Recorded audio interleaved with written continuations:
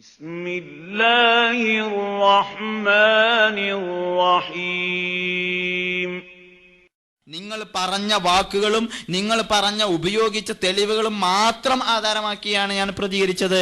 സഹോദര, ഏക സത്യ ദൈവത്തിന് വേണ്ടി മാത്രം ഉപയോഗിച്ച നാമം ഉപയോഗിച്ച് പേരുപയോഗിച്ച് ബൈബിളിൽ എവിടെയെങ്കിലും ഉൽപ്പത്തി പുസ്തകത്തിന്റെ ആരംഭം മുതൽ വെളിപ്പാട് പുസ്തകത്തിന്റെ അവസാനം വരെ യേശുക്രിസ്തുവിനെ കുറിച്ചുള്ള പ്രവചനങ്ങൾ മുതൽ യേശുക്രിസ്തുവിന്റെ മരണത്തിനു ശേഷം അല്ലെങ്കിൽ കുരിശു മരണത്തിനു ശേഷം അദ്ദേഹത്തെ കുറിച്ച് ശിഷ്യന്മാർ നടത്തിയ സാക്ഷ്യങ്ങൾ ഉൾപ്പെടെ മുഴുവൻ വചനങ്ങളും മുഴുവൻ വാക്കുകളും ഒന്നിന് ഒന്നായി പരിശോധിക്കുക. ഏക സത്യ ദൈവത്തിനും വേണ്ടി മാത്രം ഉപയോഗിക്കപ്പെട്ടിട്ടുള്ള പദം യേശുവിനെ കുറിച്ച് ഉപയോഗിച്ചിട്ടുണ്ടോ? അത് ഇതുവരെയും വിഷയാവതരണം മുതൽ നിങ്ങൾ ഉന്നയിച്ച 12 ചോദ്യങ്ങളിലും അതിനെ സ്ഥാപിക്കുന്ന രീതിയിൽ മുന്നോട്ട് വരാൻ നിങ്ങൾക്ക് സാധിച്ചിട്ടില്ല.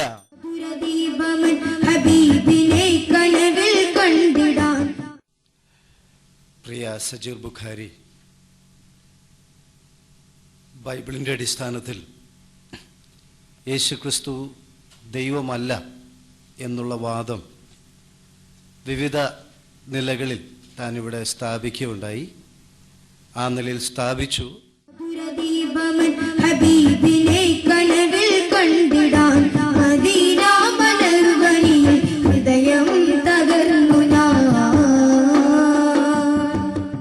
ഒരിക്കലും AP സുന്നികളുമായി ഒരു കാരണവശാലും ഒരു ഡിബേറ്റിനെ മെനക്കെടുന്ന കാര്യത്തിൽ എനിക്ക് താല്പര്യമില്ല. ഇനിയും അപ്പൊ ചോദിച്ചേക്കാൻ മുജാഹിദുകാരുമായിട്ടുണ്ടാവും, തീർച്ചയായിട്ടും അതിന് തയ്യാറാണ്. കാരണം അവരുടെ അജ്ഞത നിങ്ങൾക്കും അറിയാം, നിങ്ങൾക്കറിയാവുന്ന അജ്ഞത ഞങ്ങൾക്കും അറിയാവുന്ന. വീണ്ടും പറയുന്നു, AP സുന്നി വിഭാഗത്തോട് ഒരു ഡിബേറ്റും ഞാനില്ല.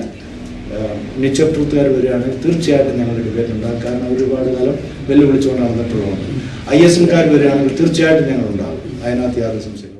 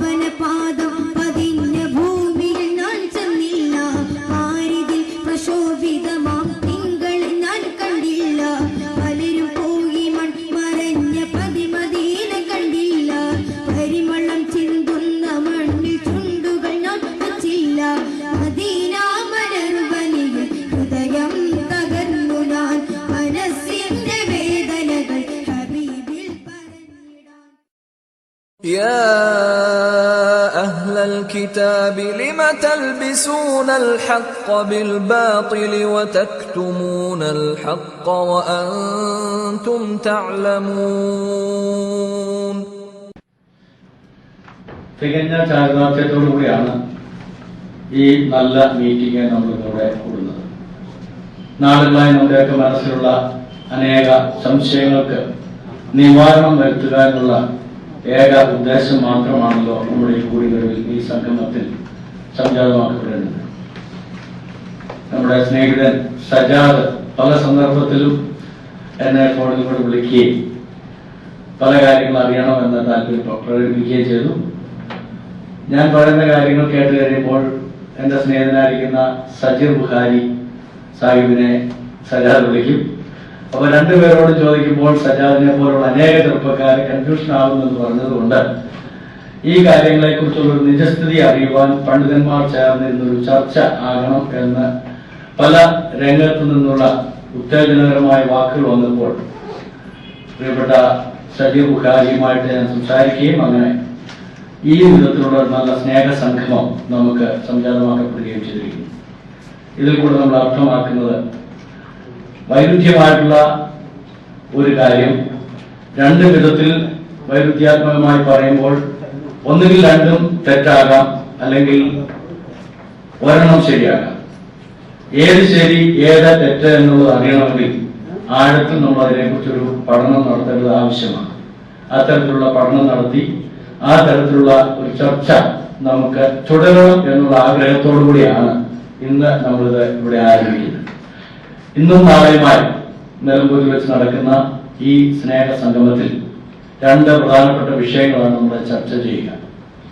ആ ചർച്ച ചെയ്യുന്ന വിഷയം, ഇന്നത്തെ വിഷയം യേശു ക്രിസ്തുവിന്റെ ദൈവികത്വം. നാളെ ദൈവികമായാൽ നാം ചർച്ച ചെയ്യുന്നത് മുഹമ്മദ് നബി സല്ലല്ലാഹു അലൈഹി വസല്ലമയുടെ പ്രവാചകത്വം.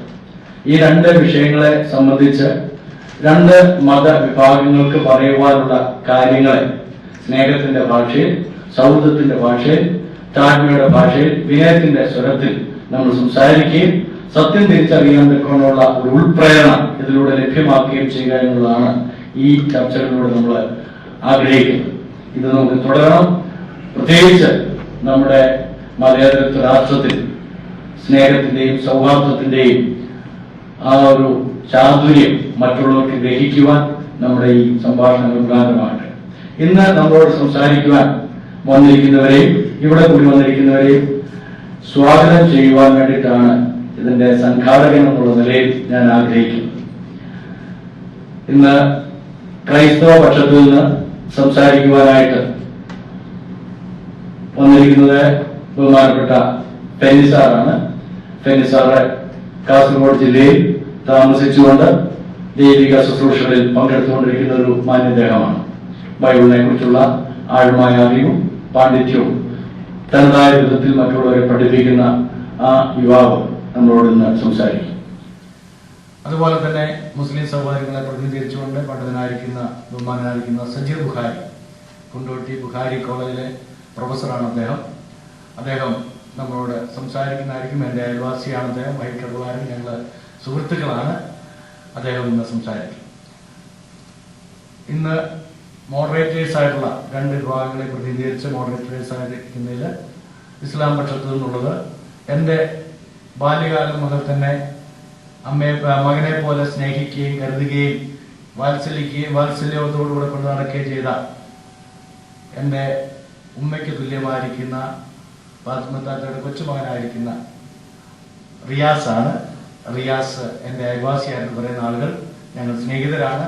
എന്നെക്കാൾ കുറെ പ്രായം കുറഞ്ഞ ആളാണെങ്കിൽ പോലും വളരെ മാന്യതയോടുകൂടെ സ്നേഹത്തോടുകൂടെ അന്യോന്യം വർദ്ധിക്കുന്ന റിയാസാണ് ഇന്ന് ഇസ്ലാമിക പക്ഷത്തിൽ നിന്ന് ചെയർ ചെയ്യുന്നത്. അതേപോലെ ക്രൈസ്തവ പക്ഷത്തിൽ നിന്ന് ചെയർ ചെയ്യുന്നത് ബഹുമാനപ്പെട്ട ജോൺസൺ സാറാണ്. അദ്ദേഹം എറണാകുളം ജില്ലാക്കാരനാണ്. അദ്ദേഹം കർത്താവിന്റെ വേലയിൽ വ്യാപൃതനായിരിക്കുന്നു. അനേക സ്ഥലങ്ങളിൽ അനേക യുവാക്കന്മാരെ, പ്രായമുള്ളവർ, അതേപോലെ കുടുംബങ്ങൾ കൗൺസിലിംഗ് നടത്തുകയും അവർക്ക് ആവശ്യമായിരിക്കുന്ന ആത്മീക പ്രബോധനം നൽകി കൊടുക്കുകയും ചെയ്യുന്ന മാന്യദേഹമാണ് ജോൺസൺ സാർ. അതോടൊപ്പം തന്നെ ക്രൈസ്തവ പക്ഷത്തു നിന്ന് ഇതിൽ സംസാരിക്കുവാനായിട്ട് തെരഞ്ഞെടുക്കപ്പെട്ടിരിക്കുന്നത് അലിഫ് ഫിലിപ്പ് ബ്രദറാണ്. അദ്ദേഹം തൃശ്ശൂരിൽ താമസിക്കുകയും പ്രവർത്തിക്കുകയും ചെയ്യുന്നു. മറ്റൊരാള് പാസ്റ്റർ സുരേന്ദ്രൻ, അദ്ദേഹം വയനാട് സ്വദേശിയാണ്. അദ്ദേഹവും നമ്മളൊപ്പം ഉണ്ട്.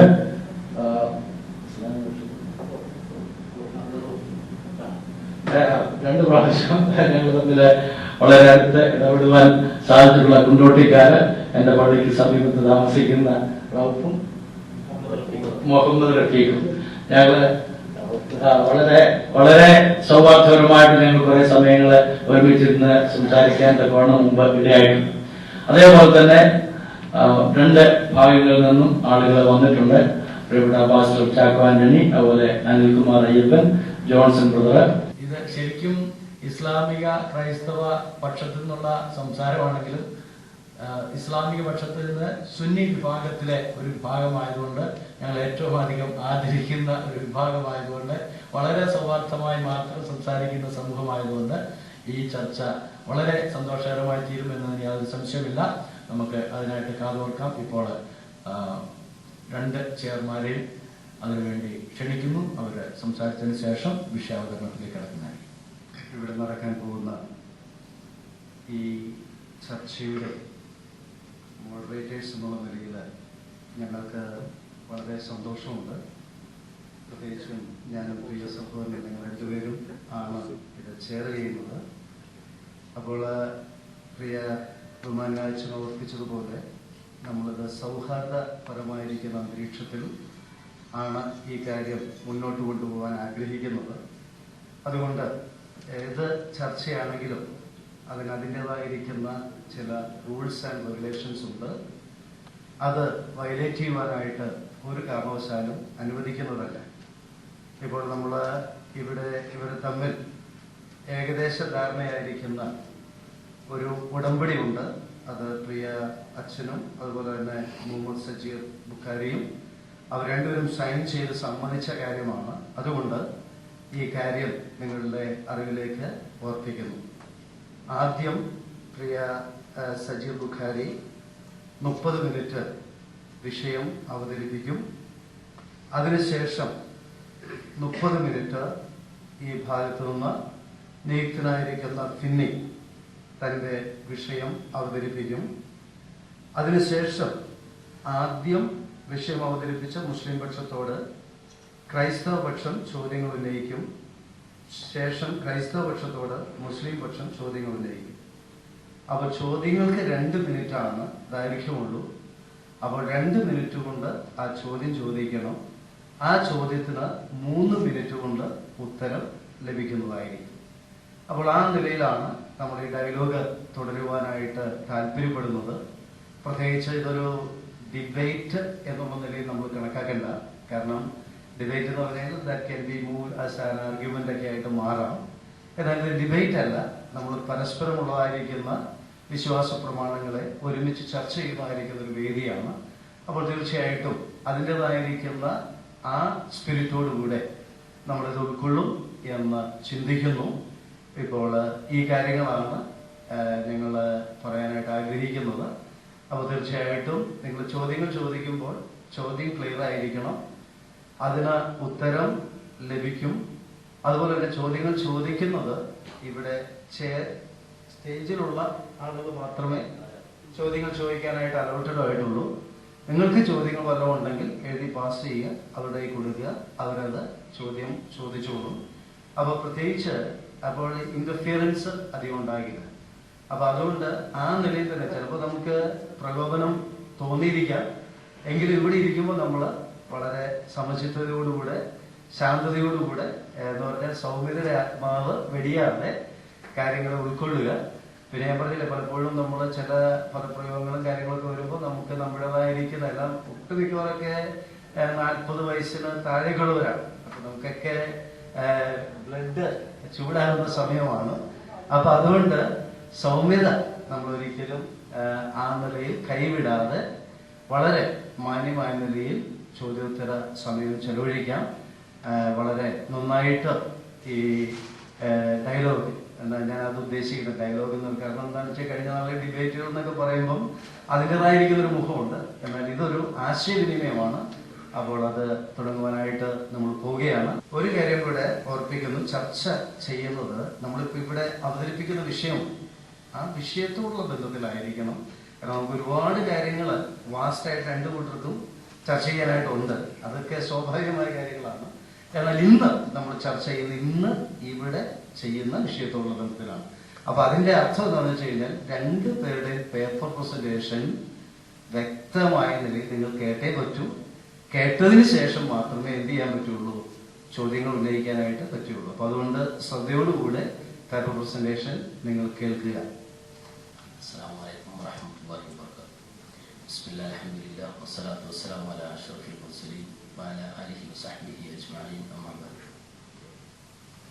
ക്രിസ്തീയ സ്നേഹിതന്മാർക്ക് ഇസ്ലാമിന്റെ 1000 അഭിവാദ്യങ്ങൾ അർപ്പിക്കുന്നു. ബഹുമാന്യ സ്നേഹിതന്മാരെ, നേരത്തെ ഇവിടെ ആമുഖ ഭാഷണവും ക്രിസ്ത്യൻ വിഭാഗത്തിൽ നിന്നുള്ള മധ്യസ്ഥന്റെ വിശദീകരണവും നടന്നു. അതിൽ സൂചിപ്പിച്ചത് തന്നെയാണ് ഇവിടെ നമുക്ക് വീണ്ടും ഒരിക്കൽ കൂടി ഓർമ്മപ്പെടുത്താനുള്ളത്. ഇതൊരു സ്നേഹ സംബന്ധമായ ഒരു സൗഹൃദപരമായ ചർച്ച തന്നെയാണ്. ആ നിലയിൽ തന്നെയാണ് ഇത് നമ്മൾ മുന്നോട്ട് കൊണ്ടുപോകേണ്ടതും. സ്വാഭാവികമായും വ്യത്യസ്ത രീതികളും വ്യത്യസ്ത അഭിപ്രായങ്ങളും ഒക്കെയുള്ള 2 കേരളത്തിലെ അല്ലെങ്കിൽ ഇന്ത്യയിലെ ലോകത്ത് തന്നെ പ്രബലമായ 2 മതങ്ങളുടെ പ്രതിനിധികളായാണ് നമ്മളിവിടെ വന്നിട്ടുള്ളത്.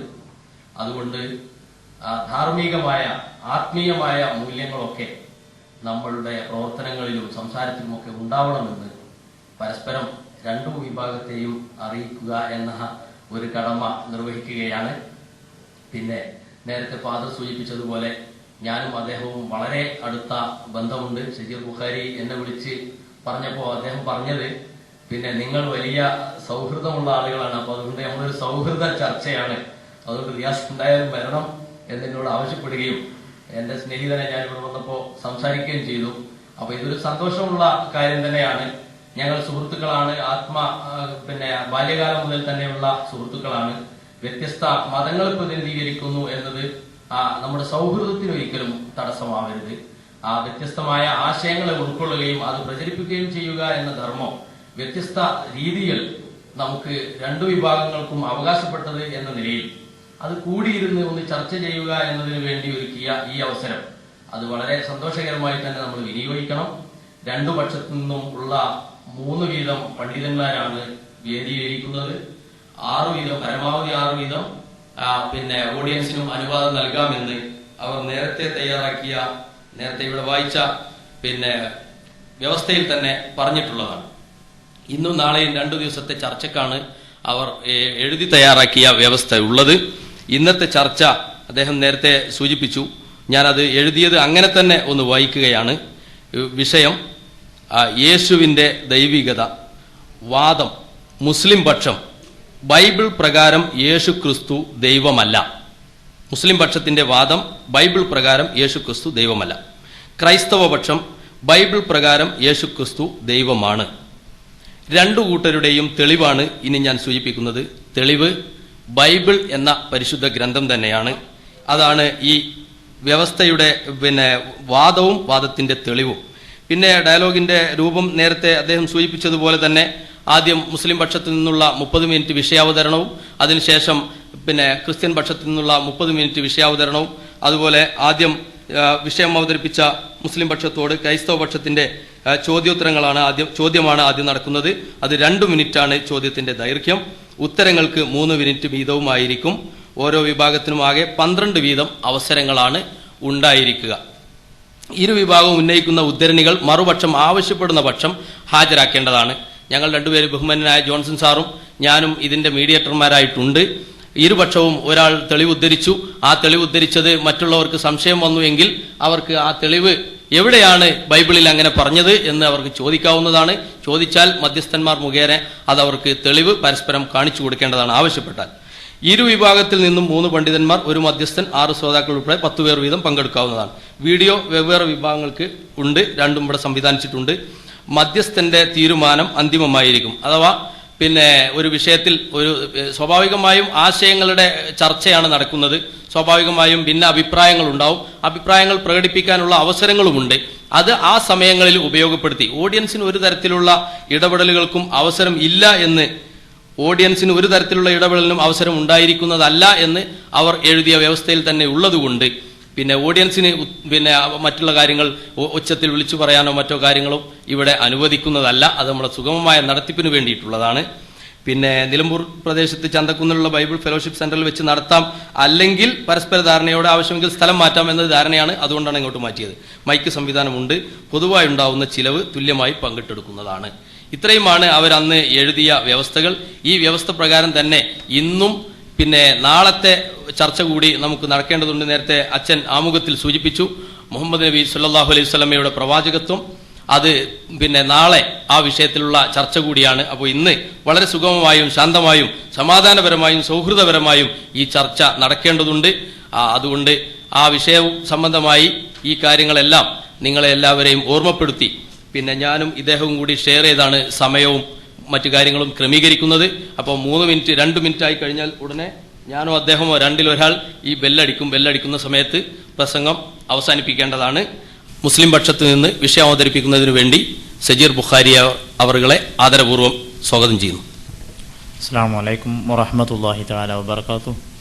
ബിസ്മില്ലാഹിർ റഹ്മാനിർ റഹീം. അൽഹംദുലില്ലാഹി റബ്ബിൽ ആലമീൻ.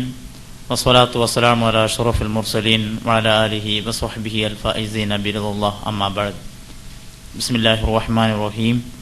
وإذ قال عيسى بن مريم يا بني إسرائيل إني رسول الله إليكم مصدقا لما بين يدي من التوراة ومبشرا برسول يأتي من بعد اسمه أحمد فلما جاءهم بالبينات قالوا هذا سحر مبين صدق الله العلي العظيم. വേദിയിൽ ഇരുപക്ഷത്തും ഇരിക്കുന്ന ബഹുമാന്യരായ പണ്ഡിതന്മാർ, ആദരണീയരായ ശ്രോതാക്കളെ, നമ്മളിന്ന് ചർച്ച ചെയ്യുന്ന വിഷയത്തെക്കുറിച്ച് ഇനി ആമുഖം ആവശ്യമില്ലാത്ത വിധം നിങ്ങൾക്ക് വ്യക്തമായൊരു ചിത്രം ലഭിച്ചിട്ടുണ്ട്. ഇസ്ലാമിക വിശ്വാസികളെ സംബന്ധിച്ചിടത്തോളം പരിശുദ്ധമായ ഖുർആനുൽ ശരീഫ് ആധാരമാക്കിയുള്ള വിശ്വാസം ലോകത്തിൻ്റെ ഏതു ഭാഗത്തുമുള്ള ഏത് വിഭാഗത്തിലും പെട്ട ഇസ്ലാമിക വിശ്വാസികൾ അംഗീകരിക്കുന്നത് വന്യരായ ഈസാ നബി അലൈഹി സ്വലാത്തു വസ്സലാം അള്ളാഹുവിൻ്റെ പ്രവാചകനാണെന്നും ലാ നുഫർരിഖു ബൈന അഹദിൻ മിൻ റുസുലിഹി, അള്ളാഹു അയച്ച പ്രവാചകന്മാർക്കിടയിൽ യാതൊരു തരത്തിലുള്ള വിവേചനവുമില്ലാതെ അവരുടെ പ്രവാചകത്വത്തെ വകവെച്ചു കൊടുത്ത് അംഗീകരിക്കുകയും ചെയ്യണം എന്നതാണ്. ഈ സമയത്ത് നേരത്തെ ജോൺസൺ സാറുമായുള്ള ധാരണ പ്രകാരം നമ്മളിന്ന് ചർച്ച ചെയ്യുമ്പോൾ ഇസ്ലാമിക പക്ഷത്തെ പ്രതിനിധീകരിച്ച് സംസാരിക്കുന്നത് ബൈബിൾ പ്രകാരം യേശു ക്രിസ്തു ദൈവം അല്ല എന്ന വാദത്തിൽ ഊന്നിക്കൊണ്ടാണ്. നമുക്കറിയാം, സാധാരണഗതിയിൽ ഏതൊരു വാദവും വിശദീകരിക്കുമ്പോൾ എന്തിനെയാണ് നാം വിശദീകരിച്ചു കൊണ്ടിരിക്കുന്നത് എന്ന് നിർവചിക്കേണ്ടതുണ്ട്. അബ്രഹാമിൻ്റെ അതുപോലെ വന്യരായ ദാവീദിൻ്റെയും പുത്രപരമ്പരയിൽ ബഹുമാന്യനായ യോസേഫിൻ്റെ പ്രതിശുദ്ധ വധുവായിരുന്ന വിശുദ്ധ ഇസ്ലാം പരിശുദ്ധമായ ഖുർആനിലൂടെ ഒരു പ്രത്യേകമായ അധ്യായത്തിലൂടെ തന്നെ പ്രത്യേകം എടുത്തു പറഞ്ഞ ബഹുമാന്യയായ മറിയം ബീവിയുടെ പുത്രനായ ഈസാ നബി അലൈഹി സ്വലാത്തു വസ്സലാം, അവരെയാണ് ബൈബിൾ യേശു ക്രിസ്തു എന്ന് വിവക്ഷിക്കുന്നത്. ബഹുമാന്യനായ യേശു ക്രിസ്തു ദൈവം ആണ് എന്ന് പറയുമ്പോൾ ബൈബിളിൽ നിന്ന് ദൈവം എന്നതിന് നൽകാവുന്ന ഒരു വിശദീകരണം ആവശ്യമാണ്. ദൈവം എന്നതിന് കൃത്യമായ ഒരു ഡെഫിനിഷൻ ഉൽപ്പത്തി പുസ്തകത്തിന്റെ 1-ാം വചനം മുതൽ വെളിപാട് പുസ്തകത്തിന്റെ അവസാനം വരെ വായിച്ചാലും ഒരുപക്ഷെ ഒറ്റ വാചകത്തിൽ നമുക്ക് കാണാൻ കഴിയില്ല. എന്നാൽ യഥാർത്ഥ ദൈവത്തിന് ഉണ്ടായിരിക്കേണ്ട വിശേഷണങ്ങളും ഗുണങ്ങളും എന്തെല്ലാം ആയിരിക്കാമെന്ന് ബൈബിളിന്റെ വിവിധ അധ്യായങ്ങളിൽ വിവിധ ഭാഗങ്ങളിൽ വ്യക്തമായി പരാമർശിച്ചിട്ടുണ്ട്. അങ്ങനെ വിവിധ ഭാഗങ്ങളിൽ, വിശേഷിച്ച് പുതിയ നിയമത്തിൽ പൗലോസ് എഴുതിയ ലേഖനങ്ങളിൽ നിന്നും പഴയ നിയമത്തിൽ ദാവീദിന്റെ സങ്കീർത്തനങ്ങളിൽ നിന്നും അതുപോലെ യാക്കോബിന്റെ ലേഖനത്തിൽ നിന്നും ചേർത്ത് വെച്ച, ആവശ്യമെങ്കിൽ അതിന്റെ ഉദ്ധരണികൾ ഏതു ഭാഗത്താണെന്ന് പറയാൻ ഞാൻ ബാധ്യസ്ഥനാണെന്ന ആമുഖത്തോടുകൂടി ഒരു നിർവചനത്തിന്റെ രൂപത്തിൽ വായിക്കാൻ ഞാൻ ആഗ്രഹിക്കുകയും, ദൈവം സകലത്തിനും കാരണഭൂതനും പ്രാർത്ഥന കേൾക്കുന്നവനും സർവശക്തനും മരണമില്ലാത്തവനും ഏകാധിപതിയും കർത്താവും രാജാതിരാജനും ദോഷങ്ങളാൽ പരീക്ഷിക്കപ്പെടാത്തവനും മനുഷ്യർ ആരും കാണാത്തവനും കാണാൻ കഴിയാത്തവനുമായവൻ എന്ന് വിവിധ ഭാഗങ്ങളിൽ വെച്ചിട്ടുള്ള വിശേഷണങ്ങൾ ചേർത്ത് ദൈവത്തെ നമുക്ക് നിർവചിക്കാം. മനുഷ്യർ ആരും കാണാൻ കഴിയാത്തവനുമായ ആ ദൈവം തന്നെയാണോ യേശു ക്രിസ്തു എന്ന് ചോദ്യം ഉന്നയിക്കപ്പെടുമ്പോൾ നമുക്കറിയാം, ഈ അടുത്ത കാലത്ത് നമ്മുടെ ഇടയിൽ നിന്ന് മരണപ്പെട്ടു പോയ സുകുമാർ അഴീക്കോട് എന്ന് പറയുന്ന പ്രസിദ്ധനായ എഴുത്തുകാരന്റെ കേരളത്തിൽ പലതവണ കവലകളിൽ പോലും ചർച്ച ചെയ്യപ്പെട്ട തത്വമസി എന്ന പുസ്തകത്തിൽ ഞാൻ ഓർമ്മിക്കുന്നു, ഇന്ത്യയുടെ ആദരണീയനായ രാഷ്ട്രപിതാവ് മഹാത്മാഗാന്ധിയെ പോലും ദൈവത്തിന്റെ അവതാരമായി പരിചയപ്പെടുത്തിയിട്ടുണ്ട്. അത് അദ്ദേഹത്തിന്റെ വിശ്വാസവും വിശ്വസിക്കാനുള്ള സ്വാതന്ത്ര്യവുമാണ്. ഞാൻ അതിൽ കൈകടത്താൻ ആഗ്രഹിക്കുന്നില്ല. പക്ഷേ നമ്മെ സംബന്ധിച്ചിടത്തോളം ഈ ബഹുമാന്യനായ മഹാത്മാഗാന്ധിജിയുടെ എഴുത്തുകളും അദ്ദേഹത്തിന്റെ പ്രഭാഷണം എല്ലാം വ്യക്തമായി ക്രോഡീകരിക്കപ്പെട്ടതും അത് ഹിസ്റ്ററി നമുക്ക് ലഭ്യമാണ്. ഗാന്ധിജിയുടെ ജീവചരിത്രത്തിൽ എപ്പോഴെങ്കിലും അദ്ദേഹം ദൈവത്തിന്റെ അവതാരമാണ് എന്ന് അവകാശപ്പെട്ട ഒരു ചിത്രം നമുക്ക് കാണാൻ കഴിയില്ല. എന്നതുപോലെ ബഹുമാന്യനായ യേശുക്രിസ്തുവിന്റെ ജീവചരിത്രം ബൈബിൾ ആധാരമാക്കിയുള്ള ഒരു പഠനത്തിന് വിധേയമാക്കുമ്പോൾ അദ്ദേഹം എപ്പോഴെങ്കിലും ദൈവികത അവകാശപ്പെട്ട ഒരു ചിത്രം നമുക്ക് വായിക്കാൻ കഴിയുന്നില്ല. മറിച്ച് അദ്ദേഹം എന്തെല്ലാമാണ് അവകാശപ്പെട്ടത് എന്ന് വിശുദ്ധ വേദപുസ്തകത്തിന്റെ വെളിച്ചത്തിൽ പരിശോധിക്കുമ്പോൾ നമുക്ക് കാണാൻ കഴിയുന്ന ചിത്രം സാധാരണഗതിയിൽ പലപ്പോഴും ഒരുപക്ഷെ ഈ വേദിയിൽ നിന്നും അദ്ദേഹത്തിന്റെ ദൈവികതയ്ക്ക് സുവിശേഷങ്ങളിൽ നിന്ന് ഏറ്റവും കൂടുതൽ ഉദ്ധരിക്കപ്പെടാറുള്ളത് യോഹന്നാന്റെ സുവിശേഷത്തിൽ നിന്നായതുകൊണ്ട് ഞാൻ എന്റെ വാദങ്ങളെ കൂടുതൽ വിശദീകരിച്ചിരിക്കുന്നത് യോഹന്നാൻ സുവിശേഷത്തിൽ നിന്നുള്ള ഉദ്ധരണികൾ എടുത്തുകൊണ്ടാണ്. യോഹന്നാന്റെ സുവിശേഷത്തിലെ 8-ാം അധ്യായത്തിലെ 40-ാമത്തെ വചനത്തിൽ വളരെ കൃത്യമായി ഒരു ചിത്രം തന്റെ വ്യക്തിത്വത്തെക്കുറിച്ച് യേശുക്രിസ്തു നൽകുന്നുണ്ട്. ദൈവത്തോട് കേട്ടിട്ടുള്ള സത്യം നിങ്ങളോട് പറഞ്ഞിരിക്കുന്ന മനുഷ്യനാകുന്ന എന്നെ നിങ്ങൾ കൊല്ലുവാൻ ശ്രമിക്കുന്നു. ഈ വചനത്തിലൂടെ അദ്ദേഹം അവകാശപ്പെടുന്നത് ദൈവത്തിൽ നിന്ന് കേട്ടിട്ടുള്ള സത്യം നിങ്ങളിലേക്ക് കൈമാറുന്ന അയക്കപ്പെട്ടവനായ ഒരു ദൂതൻ, ഒരു റസൂൽ, ഒരു മുർസൽ ആണ് താനെന്നാണ്. ലോകത്തിന്റെ വിവിധ ഭാഗങ്ങളിൽ താമസിക്കുന്ന വ്യത്യസ്ത ഭാഷക്കാരും ദേശക്കാരുമായ ക്രൈസ്തവ സഹോദരങ്ങൾ ഉപയോഗിച്ചു കൊണ്ടിരിക്കുന്ന ബൈബിളിന്റെ വിവിധ പതിപ്പുകൾ, വിവിധ ഭാഷാ പതിപ്പുകൾ പരിശോധിച്ചാൽ അവയിലുടനീളം ഇതേ വാക്യത്തിന്റെ നേർപരിഭാഷകൾ നമുക്ക് വായിക്കാൻ സാധിക്കും. എനിക്ക് സാധ്യമായ 1-2 ഭാഷകൾ ഞാൻ അധികം പറയാം. തമിഴ് ഭാഷയിൽ ദേവനിടത്തിൽ കേട്ടിരിക്കിற സത്യത്തെ உங்களுக்கு சொன்ன മനുഷ്യനാകിയ എന്നെ നീങ്ക കൊല്ലത്തേടുகிறீர்கள். മനുഷ്യനാണ് എന്ന് ആ ഭാഷയിലെ ബൈബിളിലും എടുത്തു പറയുന്നു. But now you seek to kill me, a man who has told you the truth which I heard from God. ואתם במקשים את נפשי לקחתה באשר ימת אגיד לכם את אשר שמעתי מאת אלוהים. Hebrew ഭാഷയിലുള്ള ബൈബിളിൽ വളരെ വ്യക്തമായി മനുഷ്യൻ എന്ന് പരാമർശിക്കുന്നു. അതുപോലെ ഗ്രീക്ക് ഭാഷയിൽ ആന്ത്രോപോൺ, നമുക്ക് ആന്ത്രോപോൺ എന്ന പദം പരിചയമുള്ളതാണ്. ആന്ത്രോപോളജി എന്ന പദമൊക്കെ ഇംഗ്ലീഷിൽ നിന്ന് ഗ്രീക്ക് ഭാഷയിൽ നിന്ന് ഇംഗ്ലീഷിലേക്ക് വന്നത് നമുക്ക് സുപരിചിതമാണ്. ഇവിടെയും മനുഷ്യൻ എന്ന പദം ആ ഭാഷയിലും ഉപയോഗിച്ചിട്ടുണ്ട്.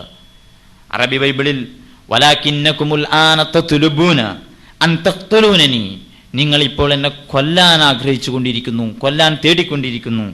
ഏത് നിലയിൽ? വഅന ഇൻസാൻ ഖദ് കല്ലമകും ബിൽ ഹഖ്ഖില്ലദീ സമിഅഹു മിനല്ലാഹ്, അള്ളാഹുവിൽ നിന്ന് കേട്ടിട്ടുള്ള ഹക്ക് നിങ്ങളോട് സംസാരിച്ചിരിക്കുന്ന മനുഷ്യനാകുന്ന ഞാൻ, എന്നെ നിങ്ങൾ കൊല്ലുവാൻ ശ്രമിക്കുന്നു.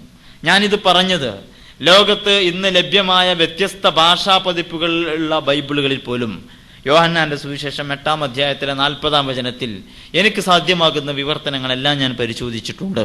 അവിടെയെല്ലാം ബഹുമാന്യനായ യേശുക്രിസ്തു അവകാശപ്പെടുന്നത് ദൈവത്തിൽ നിന്ന് കേട്ടിട്ടുള്ള സത്യം നിങ്ങളോട് പറഞ്ഞിരിക്കുന്ന മനുഷ്യനാകുന്നു ഞാൻ എന്നാണ്.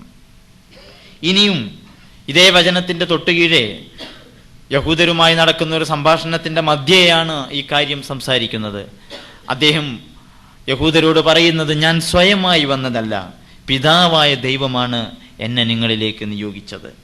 മറ്റൊരിടത്ത് കാണാം, എന്നെ വിശ്വസിക്കുന്ന എന്നിലല്ല, എന്നെ അയച്ചവനിലത്രേ വിശ്വസിക്കുന്നത്. വിശുദ്ധ ഖുർആൻ വന്യരായ റസൂൽ കരീം സല്ലല്ലാഹു അലൈഹി വസല്ലമ തങ്ങളെ പരിചയപ്പെടുത്തുമ്പോൾ അവിടെ പറയുന്നത് കാണാം, മൻ യുതിഇർ റസൂല ഫഖദ് അതാ അല്ലാഹ്, അയക്കപ്പെട്ടവനെ വിശ്വസിക്കുന്നവൻ അയച്ച അള്ളാഹുവിനെയാണ് വിശ്വസിക്കുന്നത്.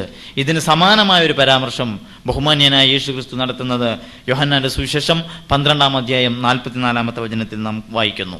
യോഹന്നാന്റെ സുവിശേഷത്തിൽ തന്നെ 5-ാം അധ്യായത്തിലെ 30-ാമത്തെ വചനത്തിൽ പലപ്പോഴും ഇസ്ലാമിക വേദികളിൽ നിന്നോ അല്ലെങ്കിൽ ക്രൈസ്തവ വിരുദ്ധ വേദികളിൽ നിന്നോ നിങ്ങൾക്ക് കേട്ട് പരിചയമുള്ള ഒരു ഉദ്ധരണി, എനിക്ക് സ്വതേ ഒന്നും ചെയ്യാൻ കഴിയുന്നതല്ല, മറിച്ച് ഞാൻ കേൾക്കുന്നത് പോലെ ഞാൻ വിധിക്കുന്നു. ഞാൻ എൻ്റെ ഇഷ്ടമല്ല, എന്നെ അയച്ചവൻ്റെ ഇഷ്ടമത്രേ നിർവഹിക്കുന്നത്. ഇവിടെയും താൻ അയക്കപ്പെട്ടവനാണെന്നും തന്നെ അയച്ച മറ്റൊരാളുണ്ടെന്നും താൻ റസൂലാണെന്നും തന്നെ റസൂലായി നിയോഗിച്ച വേറെ ഒരു ദൈവം, പിതാവായ ദൈവം ഉണ്ട് എന്ന് ബഹുമാന്യനായ യേശു ക്രിസ്തു അവകാശപ്പെടുന്ന ചിത്രമാണ് നമ്മൾ കാണുന്നത്.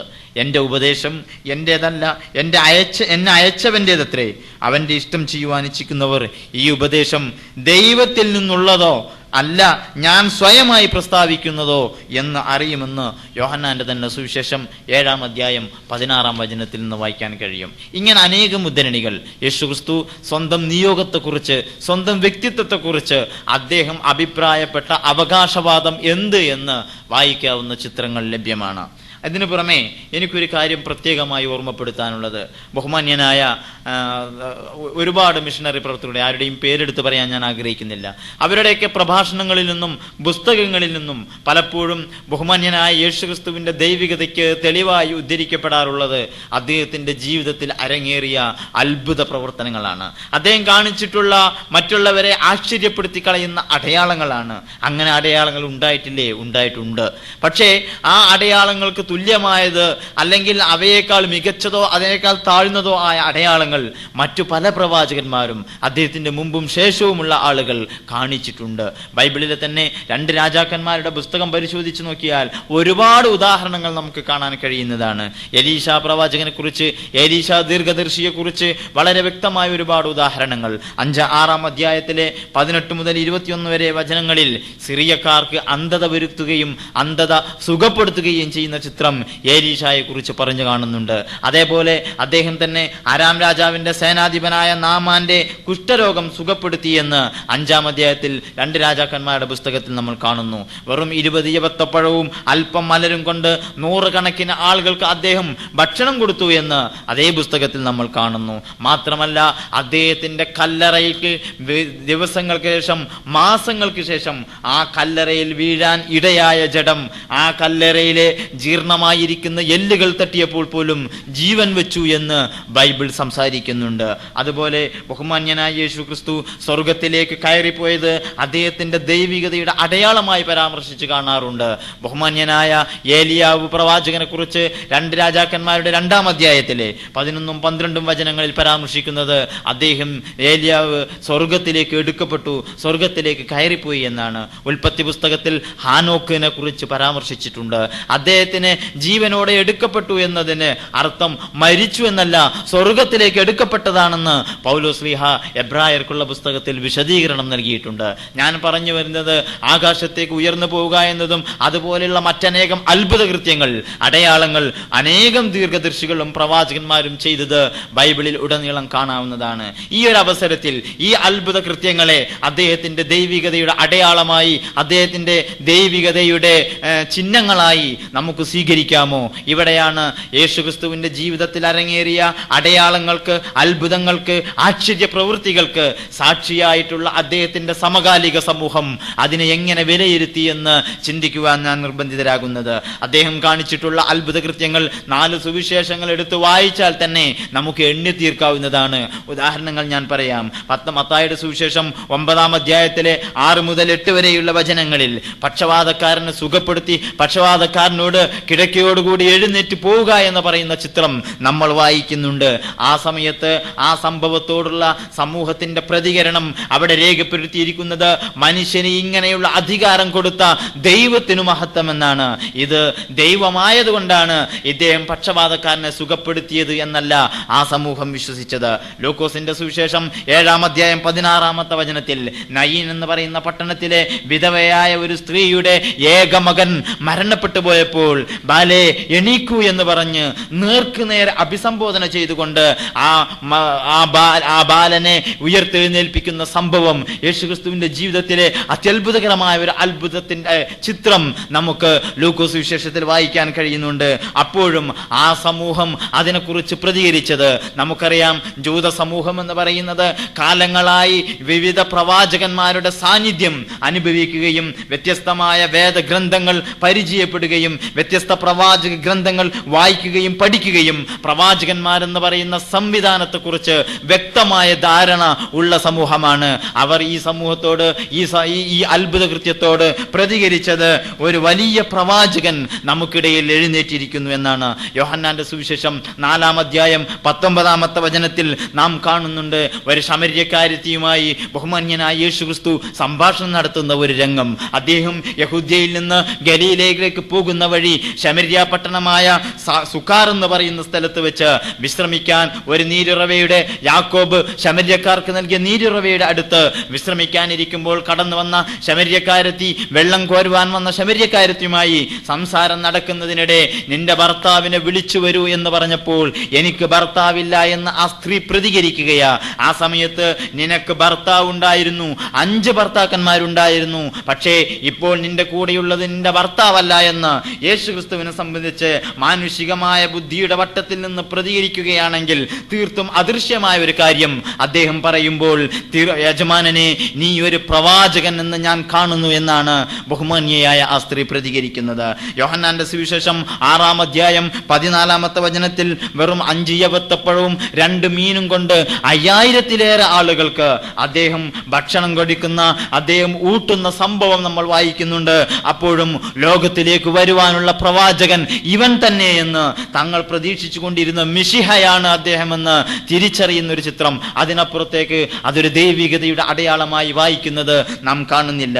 യോഹന്നാന്റെ സുവിശേഷം 9-ാം അധ്യായം 17-ാമത്തെ വചനത്തിൽ അവിടെ ഒരു കുരുടന് സുഖപ്പെടുത്തിയപ്പോൾ, അന്ധത ബാധിച്ചിരുന്ന ഒരാൾക്ക് ശമനം നൽകിയപ്പോൾ അദ്ദേഹത്തോട് എന്താണ് ഇതേക്കുറിച്ച് നിന്റെ പ്രതികരണം, അവനെക്കുറിച്ച് നിനക്ക് എന്താണ് പറയാനുള്ളതെന്ന് ചോദിക്കുന്ന അതേ പദങ്ങൾ ഒരുപക്ഷെ കണ്ടില്ലെന്ന് വരാം. ആശയമാണ് ഞാൻ പറയുന്നത്. അവൻ ഒരു പ്രവാചകൻ എന്ന് അദ്ദേഹം പ്രതികരിക്കുന്ന ചിത്രം നമ്മൾ അവിടെ കാണുകയാ. യോഹന്നാന്റെ സുവിശേഷം 11-ാം അധ്യായം 22-ാമത്തെ വചനം, യേശുവിന്റെ ജീവിതത്തിലെ തന്നെ വളരെ പ്രശസ്തമായ മറ്റൊരു സംഭവം നടക്കുകയാ. നേരത്തെ നയീൻ എന്ന് പറയുന്ന പട്ടണത്തിലെ വിധവയായ സ്ത്രീയുടെ മകൻ മരിച്ചുപോയപ്പോൾ ജീവിപ്പിച്ചതുപോലെ മാർത്ത എന്ന് പറയുന്ന സഹോദരിയുടെ സഹോദരൻ ലാസർ എന്ന് പറയുന്ന കൂട്ടുകാരൻ മരണപ്പെട്ടു പോയപ്പോൾ ആ മാർത്ത ഈ ലാസറിനെ ജീവിപ്പിച്ച് കിട്ടണമെന്ന് ബഹുമാന്യനായ യേശുക്രിസ്തുവിനോട് വന്ന് പറയുന്ന സംഭവം, നീ ദൈവത്തോട് എന്ത് അപേക്ഷിച്ചാലും ദൈവം നിനക്ക് തരുമെന്നാണ്. അതായത് പ്രവാചകന്മാർക്ക് അവരുടെ പ്രവാചകത്വത്തിന്റെ അടയാളമായി അത്ഭുതങ്ങൾ കാണിക്കാൻ കഴിയുമെന്നും വേണ്ടിവന്നാൽ മരിച്ചവരെ ജീവിപ്പിക്കാൻ കഴിയുമെന്നും വിശുദ്ധ ഖുർആൻ പറഞ്ഞതുപോലെ അള്ളാഹുവിന്റെ സമ്മതപ്രകാരം, ദൈവത്തിന്റെ സമ്മതപ്രകാരം ഈ ജഡത്തിന് ജീവൻ നൽകാൻ, തിരിച്ചു ജീവൻ നൽകാൻ ബഹുമാന്യനായ യേശു പ്രവാചകന് സാധിക്കുമെന്നാണ് മാർത്ത വിശ്വസിക്കുന്നത്. അല്ലാതെ മാർത്ത വിശ്വസിച്ചത് ദൈവം അല്ലെങ്കിൽ യേശുക്രിസ്തു ദൈവമായതുകൊണ്ട് ലാസറിനെ ജീവിപ്പിച്ചു തരുമെന്നല്ല. അതുപോലെ നമ്മൾക്കറിയാം, വന്യരായ നബി സല്ലല്ലാഹു അലൈഹി വസല്ലമ തങ്ങളുടെ ജീവചരിത്രത്തിൽ മദീനയിലേക്ക് കടന്നു വരുന്ന ഹർഷപുളകിതമായി മദീനക്കാർ സ്വീകരിക്കുന്ന ഒരു ചിത്രം നമ്മൾ കാണുന്നുണ്ട്. അതുപോലെ യെരൂശലേമിലേക്ക് കടന്നു വരുന്ന ഒരു ചിത്രം യേശുവിന്റെ ജീവിതത്തിൽ നമ്മൾ വായിക്കുകയാ. ആ സമയത്ത് ഇവൻ ആരെന്ന് ചോദിക്കുന്ന ചുറ്റും കൂടി നിന്നിരുന്ന അദ്ദേഹത്തെ അറിയാത്തവരായിരിക്കാം. ആ സമയത്ത് യേശുവിനെ അനുഗമിച്ചവരോ അദ്ദേഹത്തെ പരിചയമുള്ളവരോ ആയ ആളുകൾ അതിന് മറുപടി പറയുന്നത് ഇവൻ ഗലീലയിലെ നസറേത്തിൽ നിന്നുള്ള പ്രവാചകനായ യേശു എന്നാണ്. മത്തായിയുടെ സുവിശേഷം 21-ാം അധ്യായം 46-ാമത്തെ വചനത്തിൽ അവനെ പുരുഷാരം പ്രവാചകൻ എന്ന് എണ്ണി എന്ന് കാണാം. ഞാൻ പറഞ്ഞു വരുന്നത്, തന്റെ സമകാലിക ലോകത്ത് അദ്ദേഹം കാണിച്ച അത്ഭുതങ്ങൾക്കും അടയാളങ്ങൾക്കും സാക്ഷിയാകാൻ ഭാഗ്യം ലഭിച്ചിട്ടുള്ള സമൂഹം അതിനെ വിലയിരുത്തിയത്, അദ്ദേഹത്തിന്റെ അടയാളങ്ങളെ വിലയിരുത്തിയത്, അദ്ദേഹം കാണിച്ചത് ഒരു പ്രവാചകൻ എന്ന നിലയിൽ തന്റെ പ്രവാചകത്വത്തെ ബോധ്യപ്പെടുത്തുന്ന, വിശുദ്ധമായ ഇസ്ലാമിന്റെ ഭാഷയിൽ പറഞ്ഞാൽ മുഅ്ജിസത്തുകളായി, അമാനുഷിക പ്രവർത്തനങ്ങളായി മാത്രമാണ് അവരതിനെ മനസ്സിലാക്കിയിട്ടുള്ളത്. ഒന്നുകൂടി, ഇത്രയും അത്ഭുത പ്രവർത്തനങ്ങൾ നടത്തിക്കൊണ്ടിരുന്നപ്പോഴും അതേക്കുറിച്ച് ബഹുമാന്യനായ യേശുക്രിസ്തു എന്താണ് പറഞ്ഞിട്ടുള്ളത് നാം നേരത്തെ പരാമർശിക്കുകയുണ്ടായി. യോഹന്നാന്റെ സുവിശേഷം 5-ാം അധ്യായത്തെ 30-ാമത്തെ വചനത്തിൽ നാം വായിക്കുന്നത്, എനിക്ക് സ്വതേ ഒന്നും ചെയ്യാൻ കഴിയുന്നതല്ല, ഞാൻ എന്നെ അയച്ചവന്റെ ഇഷ്ടമനുസരിച്ചാണ് പ്രവർത്തിക്കുന്നത് എന്ന് തന്റെ പ്രവർത്തനങ്ങൾക്ക് മുഴുവൻ വ്യാഖ്യാനം നൽകുന്ന ഒരു ചിത്രം നമ്മൾ അവിടെ കണ്ടിട്ടുണ്ട്. അതുപോലെ ഭൂതങ്ങളുടെ സഹായത്തോടു കൂടിയാണ് അദ്ദേഹം ഭൂതങ്ങളെ പുറത്താക്കുന്നത് എന്ന് ആരോപണം വന്നപ്പോൾ ദൈവത്തിന്റെ ശക്തി കൊണ്ടാണ്, ദൈവം തന്ന ശക്തി കൊണ്ടാണ് ഞാൻ ഭൂതങ്ങളെ പുറത്താക്കുന്നത് എന്ന് പറയുന്ന ചിത്രം ലൂക്കോസ് സുവിശേഷം 11-ാമത്തെ അധ്യായം 20-ാം വചനത്തിൽ നമ്മൾ വായിക്കുന്നു. മാത്രമല്ല, നേരത്തെ പരാമർശിക്കപ്പെട്ട മാർത്തയുടെ സഹോദരനായ ലാസറിനെ ജീവിപ്പിക്കാൻ വേണ്ടി അവിടെ ഒരുമിച്ച് കൂടിയ സന്ദർഭത്തിൽ ബഹുമാന്യനായ യേശു ക്രിസ്തു 2 കരങ്ങളും ആകാശത്തേക്ക് ഉയർത്തി നടത്തുന്ന ഒരു പ്രാർത്ഥനയുണ്ട്. എന്താണ്? ദൈവമേ, ചുറ്റും കൂടിയിരിക്കുന്ന ഈ പുരുഷാരം എന്നെ നീ അയച്ചതാണ് എന്ന് അറിയേണ്ടതിന് അവര് നിമിത്തം ഞാൻ ചോദിക്കുന്നു എന്നാണ്. ലാസറിന് ജീവൻ കൊടുക്കണമെന്ന ആവശ്യം ദൈവത്തിന്റെ മുന്നിൽ യേശു ക്രിസ്തു ഒരു അപേക്ഷയായി സമർപ്പിക്കുന്നത് ചുറ്റും കൂടി നിൽക്കുന്നവർ ഞാൻ അയക്കപ്പെട്ടവനാണ്, ഞാൻ റസൂലാണ്, അള്ളാഹുവിന്റെ പ്രവാചകനാണ് എന്ന് തിരിച്ചറിയണം എന്ന ഉദ്ദേശത്തോടു കൂടിയാണ് എന്ന് പ്രത്യേകമായ ഒരു ആമുഖ പ്രാർത്ഥന നടത്തിക്കൊണ്ടാണ് ലാസറിനെ ജീവിപ്പിക്കുന്നത്. ഞാൻ പറഞ്ഞു വന്നത്, അത്ഭുത പ്രവർത്തനങ്ങൾ നടത്തിയപ്പോൾ ഉടനീളം അദ്ദേഹം അവകാശപ്പെട്ടത് ദൈവികതയല്ല, പ്രവാചകത്വത്തിന്റെ അടയാളമായിട്ടാണ് താൻ ഇത് ചെയ്യുന്നതെന്നാണ്. ഒന്നുകൂടെ പറയട്ടെ, ബഹുമാന്യനായ യേശു ക്രിസ്തു അദ്ദേഹം എന്താണ് പ്രബോധനം ചെയ്തത്? പ്രബോധനം ചെയ്ത ആശയങ്ങൾ എന്തെല്ലാമാണ്? താൻ ദൈവമാണോ എന്നല്ല. നമുക്കറിയാം, ഞാനൊരു രാജ്യത്തിന്റെ അംബാസിഡറായി ഏതെങ്കിലും തൊട്ടടുത്തുള്ള അയൽ രാജ്യങ്ങളിലേക്ക് പോകുന്നുവെങ്കിൽ ഞാൻ അവിടെ കള്ള പാസ്പോർട്ടിന് കയറി വന്നവനെ പോലെ പെരുമാറരുത്. ഞാൻ പറയണം, I am the ambassador of India, ഇന്ത്യയുടെ അംബാസഡർ ആയിട്ടാണ് ഞാൻ നിങ്ങളുടെ മുന്നിലേക്ക് വന്നിരിക്കുന്നത് എന്ന് പറയണം. അല്ലാതെ കൃത്യമായ ഐഡന്റിറ്റി ഇല്ലാതെ, കൃത്യമായ അഡ്രസ് കാണിക്കാതെ ആ സമൂഹത്തിന് മുന്നിലേക്ക് കടന്നുപോയാൽ ഒരുപക്ഷെ അവിടുത്തെ നിയമ സംവിധാനങ്ങൾക്ക് വിധേയമായി ഞാൻ ശിക്ഷിക്കപ്പെടുകയോ തിരിച്ചയക്കപ്പെടുകയോ ചെയ്തേക്കാം. ബഹുമാന്യനായ യേശു ക്രിസ്തു ഈ ലോകത്തേക്ക് വന്നത് ദൈവമായിട്ടായിരുന്നെങ്കിൽ അദ്ദേഹം ദൈവത്വത്തെ അവകാശപ്പെടുകയും അതിനെ പ്രബോധനം ചെയ്യുകയും വേണമായിരുന്നു. പക്ഷേ യേശു ക്രിസ്തുവിന്റെ പ്രബോധന ചിത്രം നമുക്ക് ബൈബിളിൽ നിന്ന് വായിക്കാൻ കഴിയുന്നുണ്ട്. അദ്ദേഹം തീർത്തും പഠിപ്പിച്ചത് തികഞ്ഞ ഏകദൈവത്വമാണ്. ജൂത സമൂഹത്തിലെ ശാസ്ത്രിമാർ അദ്ദേഹത്തിന്റെ അടുക്കൽ വന്നുകൊണ്ട് ഏറ്റവും മുഖ്യമായ കൽപ്പന, ഖുർആനിന്റെ ഭാഷയിൽ പറഞ്ഞാൽ ഖുൽ ഹുവല്ലാഹു അഹദ്, നബിയെ പറയുക, ഏറ്റവും മുഖ്യമായ കൽപ്പന അല്ലാഹു അഹദ്, അല്ലാഹു ഏകനാകുന്നു എന്നതിന് തുല്യമായ ഒരു ചിത്രം മാർക്കോസ് വിശേഷം 12-ാം അധ്യായത്തിലെ 20 മുതൽ 29-30 വചനങ്ങളിൽ നമുക്ക് വായിക്കാൻ കഴിയുന്നുണ്ട്. അവിടെ ശാസ്ത്രിമാർ വന്ന് എല്ലാറ്റിലും മുഖ്യമായ കൽപ്പന എന്ത് എന്ന് ബഹുമാന്യനായ യേശു ക്രിസ്തുവിനോട് പറയുമ്പോൾ അദ്ദേഹം മറുപടി പറയുന്നത്, ഇസ്രായേലേ കേൾക്ക, എല്ലാറ്റിലും മുഖ്യമായ കൽപ്പന നമ്മുടെ യഹോവ ഏക യഹോവ ആകുന്നു എന്നാണ്. നമ്മുടെ ദൈവമായ യഹോവയെ പൂർണ്ണ ഹൃദയത്തോടും പൂർണ്ണ മനസ്സോടും പൂർണ്ണ ശക്തിയോടും പൂർണ്ണ ആത്മാവോടും കൂടെ സ്നേഹിക്കണമെന്നാകുന്നു എന്ന് കൃത്യമായ ഏകത്വത്തിന്റെ സന്ദേശമാണ് ബഹുമാന്യനായ യേശു ക്രിസ്തു നൽകുന്നത്. മാർക്കോസ് വിശേഷം 10-ാം അധ്യായത്തിലെ 18-ാമത്തെ വചനത്തിൽ എന്നെ നല്ലവൻ എന്ന് വിളിക്കുന്നത് എന്തിന്? ദൈവം ഒരുവനല്ലാതെ നല്ലവൻ ഇല്ല എന്ന്, ആത്യന്തികമായ നന്മയുടെ ഉടമസ്ഥൻ ദൈവം ഒരുവൻ മാത്രമാണ് എന്ന് യേശു ക്രിസ്തു നൽകുന്ന വിശദീകരണം വായിക്കാൻ കഴിയുന്നുണ്ട്. മാത്രമല്ല, പിതാവേ പിതാവേ, സ്വർഗത്തിനും ഭൂമിക്കും കർത്താവായുള്ളവേ എന്ന് മറ്റൊരു ദൈവത്തോട് പ്രാർത്ഥിക്കുന്ന ചിത്രം മത്തായിയുടെയും ലൂക്കോസിന്റെയും സുവിശേഷങ്ങളിൽ നാം വായിക്കുന്നുണ്ട്. പിതാവേ, ഏകസത്യ ദൈവമായ നിന്നെ. ഞാനിത് പറയുമ്പോൾ ഒരു ആമുഖം പറയാൻ ആഗ്രഹിക്കുകയാ. പലപ്പോഴും ബഹുമാന്യനായ യേശു ക്രിസ്തുവിന്റെ ദൈവികതയ്ക്ക് തെളിവായി ഉദ്ധരിക്കാറുള്ളത് അദ്ദേഹം നിത്യജീവനെ നൽകുന്നു എന്ന് പറഞ്ഞിട്ടുണ്ട് എന്നതാണ്. നിത്യജീവൻ എന്ന് പറയുന്നത്, ശാശ്വതമായ ജീവൻ നൽകുന്നു എന്ന് പറയുന്നത് ഏത് ജീവനാണ്? അതിന് വിശദീകരണം നൽകേണ്ടത് യേശു ക്രിസ്തു തന്നെയാണ്. യോഹന്നാന്റെ സുവിശേഷം 17-ാം അധ്യായത്തിലെ 3-ാമത്തെ വചനത്തിൽ യേശു ക്രിസ്തു പറയുന്നത്, പിതാവേ, ഏകസത്യ ദൈവമായ നിന്നെയും നീ അയച്ചിരിക്കുന്ന യേശു ക്രിസ്തുവിനെയും അറിയുന്നത് തന്നെ നിത്യജീവൻ ആകുന്നു എന്നാണ്. ഇവിടെ നാം ഒരു കാര്യം മനസ്സിലാക്കേണ്ടതുണ്ട്. ഇസ്ലാമികമായ വീക്ഷണകോണിലൂടെ ഏത് സമൂഹത്തിലേക്കും പ്രവാചകൻ നിയോഗിക്കപ്പെട്ടാൽ ആ പ്രവാചകനെ അംഗീകരിക്കാതെ ദൈവത്തിന്റെ ഏകത്വം മാത്രം അംഗീകരിക്കുന്നത് കൊണ്ട് ഒരാൾ വിശ്വാസിയാവുകയില്ല. ബഹുമാന്യനായ മോശെ പ്രവാചകൻ വന്ന സമൂഹത്തിലേക്ക് മോശെ പ്രവാചകൻ പ്രവാചകനാണെന്നും ആ പ്രവാചകനിലൂടെ ദൈവത്തിന്റെ ഏകത്വത്തെ അംഗീകരിക്കുകയും ചെയ്യുമ്പോൾ മാത്രമേ അവർ വിശ്വാസിയാകുന്നുള്ളൂ. അതുപോലെ ബഹുമാന്യനായ യേശു ക്രിസ്തു വന്നു കഴിഞ്ഞാൽ യേശു ക്രിസ്തുവിലൂടെ ഏകസത്യ ദൈവത്തെ അംഗീകരിക്കുകയും യേശു ക്രിസ്തു ദൈവത്താൽ അയക്കപ്പെട്ടവനാണ് എന്ന് വിശ്വസിക്കുകയും ചെയ്യുമ്പോൾ മാത്രമേ അയാൾ വിശ്വാസിയാകുന്നുള്ളൂ. മുഹമ്മദ് റസൂലുള്ളാഹി സ്വല്ലല്ലാഹു അലൈഹി വസല്ലമ തങ്ങൾ വന്നു കഴിഞ്ഞാൽ പിന്നീട് അള്ളാഹുവിന്റെ ഏകത്വത്തെ മുഹമ്മദ് റസൂലുള്ളാഹി സ്വല്ലല്ലാഹു അലൈഹി വസല്ലമ തങ്ങളുടെ പ്രവാചകത്വ നിയോഗത്തെ കൂടി അംഗീകരിക്കുമ്പോൾ മാത്രമേ ഒരാൾ മുസ്ലിം ആകുന്നുള്ളൂ. ഇതാണ് ഇസ്ലാമികമായ വീക്ഷണകോൺ. ഇതിന് വാക്കിന് കൃത്യമായി ഒത്തുചേരുന്ന ഒരു പരാമർശം. ഇസ്ലാമികമായ ഭാഷയിൽ പറഞ്ഞാൽ ഷഹാദത്ത് കലിമ വളരെ വ്യക്തമായി പരാമർശിക്കുകയാണ് യോഹന്നാന്റെ സുവിശേഷം 17-ാം അധ്യായം 3-ാമത്തെ വചനത്തിലൂടെ യേശുക്രിസ്തു ചെയ്യുന്നത്. പിതാവേ, ഏകസത്യ ദൈവമായ നിന്നെയും നീ അയച്ചിരിക്കുന്ന നിന്റെ റസൂലായ, നിന്റെ മുർസലായ എന്നാണ് അതിന് അറബിക് ടേം ഉപയോഗിക്കേണ്ടത്. നിന്റെ മുർസലായ യേശുക്രിസ്തുവിനെയും വിശ്വസിക്കുന്നതാകുന്നു നിത്യജീവൻ.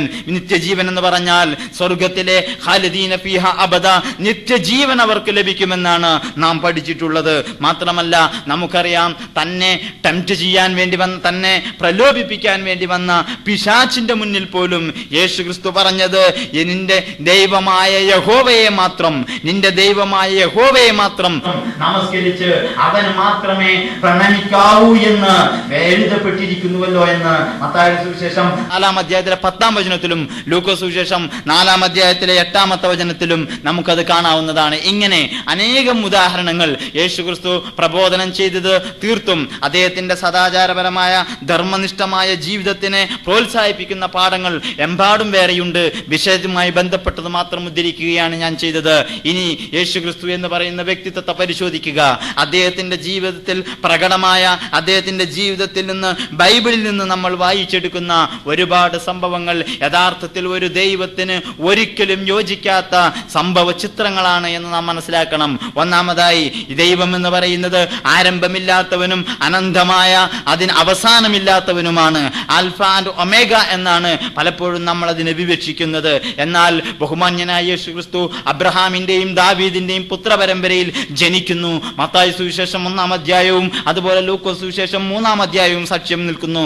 അതുപോലെ ഓരോന്നിന്റെയും ഉദ്ധരണികൾ എവിടെ നിന്നെടുത്തു എന്ന് ആവശ്യമെങ്കിൽ പറയാം. അദ്ദേഹം പരിച്ഛേദന ഏൽക്കുന്നു, മുല കുടിക്കുന്നു, കഴുതപ്പുറത്ത് യാത്ര ചെയ്യുന്നു, ഭക്ഷണവും പാനീയവും ഉപയോഗിക്കുന്നു, കിടപ്പാടമില്ലാതെ അലയുന്നു, വസ്ത്രങ്ങൾ ഉപയോഗിക്കുന്നു. വളർച്ചക്കനുസരിച്ച് സാധാരണഗതിയിൽ ഒരു കുട്ടിയായിരിക്കുമ്പോൾ ഉണ്ടാകുന്ന അറിവിന്റെ പരിധിയല്ല നമ്മൾ വലുതാകുമ്പോൾ ഉണ്ടാകുന്നത് എന്നതുപോലെ യേശുക്രിസ്തുവിന്റെയും വളർച്ചക്കനുസരിച്ച് അറിവ് വർദ്ധിക്കുന്നു. അദ്ദേഹത്തിന് സഹോദരങ്ങൾ ഉണ്ട് എന്ന് നാം ബൈബിളിൽ വായിക്കുന്നു.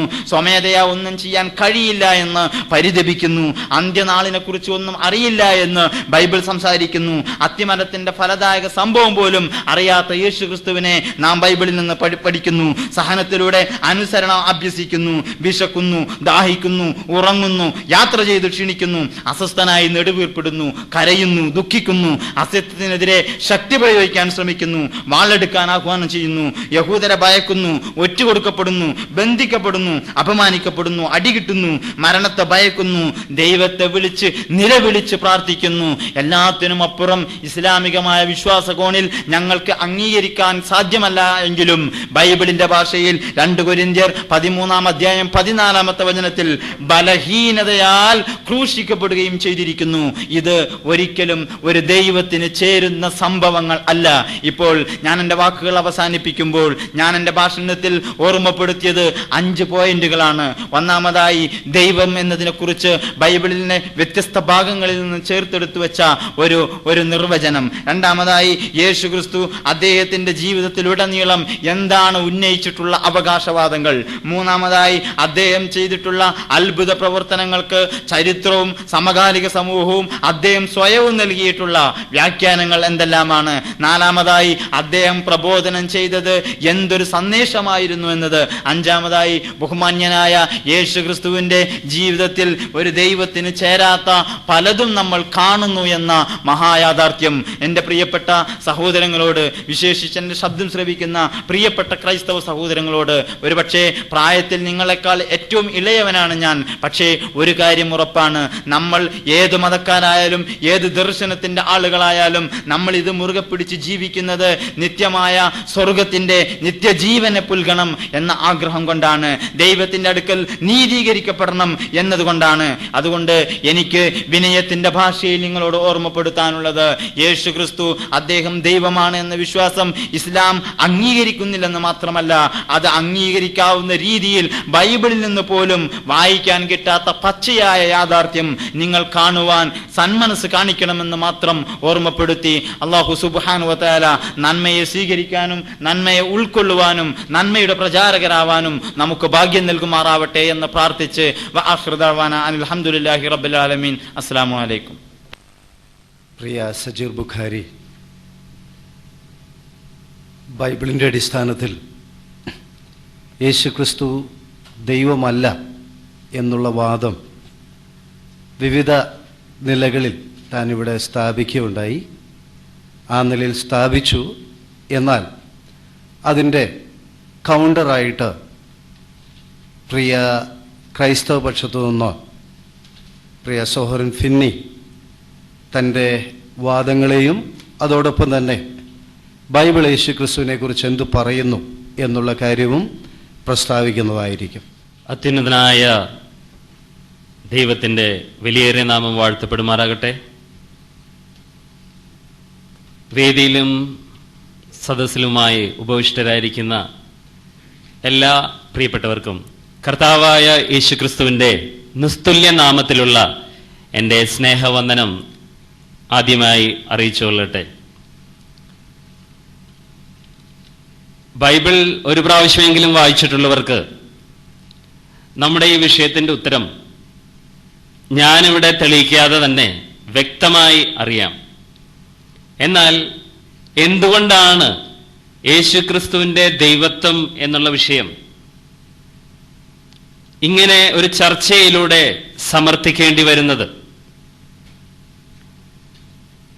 കഴിഞ്ഞ 2000 വർഷങ്ങളോളം ലോകത്തിലുടനീളം മനുഷ്യൻ ചോദിക്കുന്ന ഒരു ചോദ്യം, യേശു ആരാണെന്നുള്ള ചോദ്യം നമ്മുടെ ഓരോരുത്തരുടെയും ജീവിതത്തെ ബാധിക്കുന്നതുകൊണ്ട് ഇന്നും ആവർത്തിക്കപ്പെടുന്നു എന്നുള്ളത് നമ്മൾ ചിന്തിക്കേണ്ട ഒരു വിഷയമാണ്. ഞാൻ മനസ്സിലാക്കുന്നത് ഇങ്ങനെ ഒരു വിഷയം യേശു ദൈവമല്ല എന്ന് സമർത്ഥിക്കുവാനായിട്ട് പ്രിയ സുഹൃത്തുക്കൾ തുനിയുന്നതിനുള്ള കാരണം, അഥവാ ഇസ്ലാം പക്ഷത്ത് നിന്ന് അങ്ങനെ ഒരു ചിന്താഗതി ഉളവാകുവാൻ കാരണം ഖുർആനിലെ ചില ആയത്തുകളാണ്. ഖുർആൻ 5:72 5:17 അള്ളാഹു തന്നെയാണ് മറിയമിന്റെ പുത്രൻ മസീഹ് എന്ന് പറഞ്ഞവർ സത്യമായും അവിശ്വാസികളായിരിക്കുന്നു എന്നവിടെ രേഖപ്പെടുത്തിയിരിക്കുന്നു നമുക്ക് കാണാനായിട്ട് സാധിക്കും. ഈ ആയത്ത് ഖുർആനിൽ ഉള്ളിടത്തോളം കാലം യേശു ദൈവമാണെന്ന് ഞാൻ ഇവിടെ നിന്ന് എന്തെല്ലാം വിധത്തിൽ സമർത്ഥിച്ചാലും നിങ്ങൾക്ക് അംഗീകരിക്കാൻ, ഇസ്ലാം സുഹൃത്തുക്കൾക്ക് അംഗീകരിക്കാനായിട്ട് അതൊരു തടസ്സമാണ് എന്നുള്ളത് വ്യക്തമാണ്. അതുകൊണ്ട് ബൈബിൾ തെറ്റാണെന്ന് വരുത്തിയാൽ മാത്രമേ ഖുർആന് സാധുതയുള്ളൂ എന്നുള്ളത് പ്രാരംഭമായി നമ്മൾ മനസ്സിലാക്കേണ്ട ഒരു വിഷയമാണ്. 2, ബൈബിളിലെ ദൈവത്തെക്കുറിച്ചുള്ള സങ്കല്പം എന്താണെന്ന് അറിയില്ലാത്തത് കൊണ്ടും ആളുകൾ ഇത്തരത്തിൽ സമർത്ഥിക്കാൻ തുനിയുന്നതിനൊരു കാരണമാണ്. പണ്ട് പല വർഷങ്ങൾക്ക് മുമ്പ് ബഹുമാനപ്പെട്ട പരേതനായ മുൻ മുഖ്യമന്ത്രി EK നയനാർ അവർ ഇങ്ങനെ പറയാനായിട്ടിടയായി തീർന്നു, പടച്ചോനാണെങ്കിലും പറഞ്ഞിട്ട് വരണം. ബഹുമാനപ്പെട്ട ഉപരോധ വകുപ്പ് മന്ത്രി ആന്റണി അവർ അന്ന് കേന്ദ്രമന്ത്രി സ്ഥാനത്ത് ആയ അദ്ദേഹം കേരളത്തിലേക്ക് വന്നപ്പോൾ അദ്ദേഹത്തിന് വേണ്ട വിധത്തിലുള്ള പരിഗണന കൊടുത്തില്ല എന്നുള്ള ഒരു പരാതി ഉയർന്നപ്പോൾ ഉണ്ടായ അദ്ദേഹത്തിന്റെ പ്രതികരണമാണ് ഞാനിപ്പോൾ പറഞ്ഞത്. അതുകൊണ്ടും പടച്ചോനാണെങ്കിലും പറഞ്ഞിട്ട് വരണം എന്നുള്ള ആ വാക്ക് അന്വർത്ഥമാക്കിയ ഏക വ്യക്തിത്വം യേശുക്രിസ്തു മാത്രമാണ്. തന്നെക്കുറിച്ച് 300-ലധികം കൃത്യമായ പ്രമാണങ്ങൾ BC 1500 മുതൽ ഇന്ന് വരെ എന്ന് വെച്ചാൽ AD ആ കാലഘട്ടം വരെ AD 400 BC 450 വരെയുള്ള കാലഘട്ടത്തിനിടയിൽ വ്യക്തമായി രേഖപ്പെടുത്തിയ അനന്തരമാണ് യേശുക്രിസ്തു ഭൂമിയിലേക്ക് വരാനായിട്ട് ഇടയായിത്തീർന്നത്. അതുകൊണ്ട് യേശുക്രിസ്തുവിന്റെ ദൈവത്വം എന്നുള്ള വിഷയത്തെ ആസ്പദമാക്കി ബൈബിൾ എന്ത് പറയുന്നു എന്നുള്ളത് പെട്ടെന്ന് ഞാൻ നിങ്ങളുടെ മുമ്പിൽ അവതരിപ്പിക്കട്ടെ. ഒന്ന്, യോഹന്നാന്റെ സുവിശേഷം 18-ാം അധ്യായം 19 മുതൽ 21 വരെയുള്ള വാക്യങ്ങളിൽ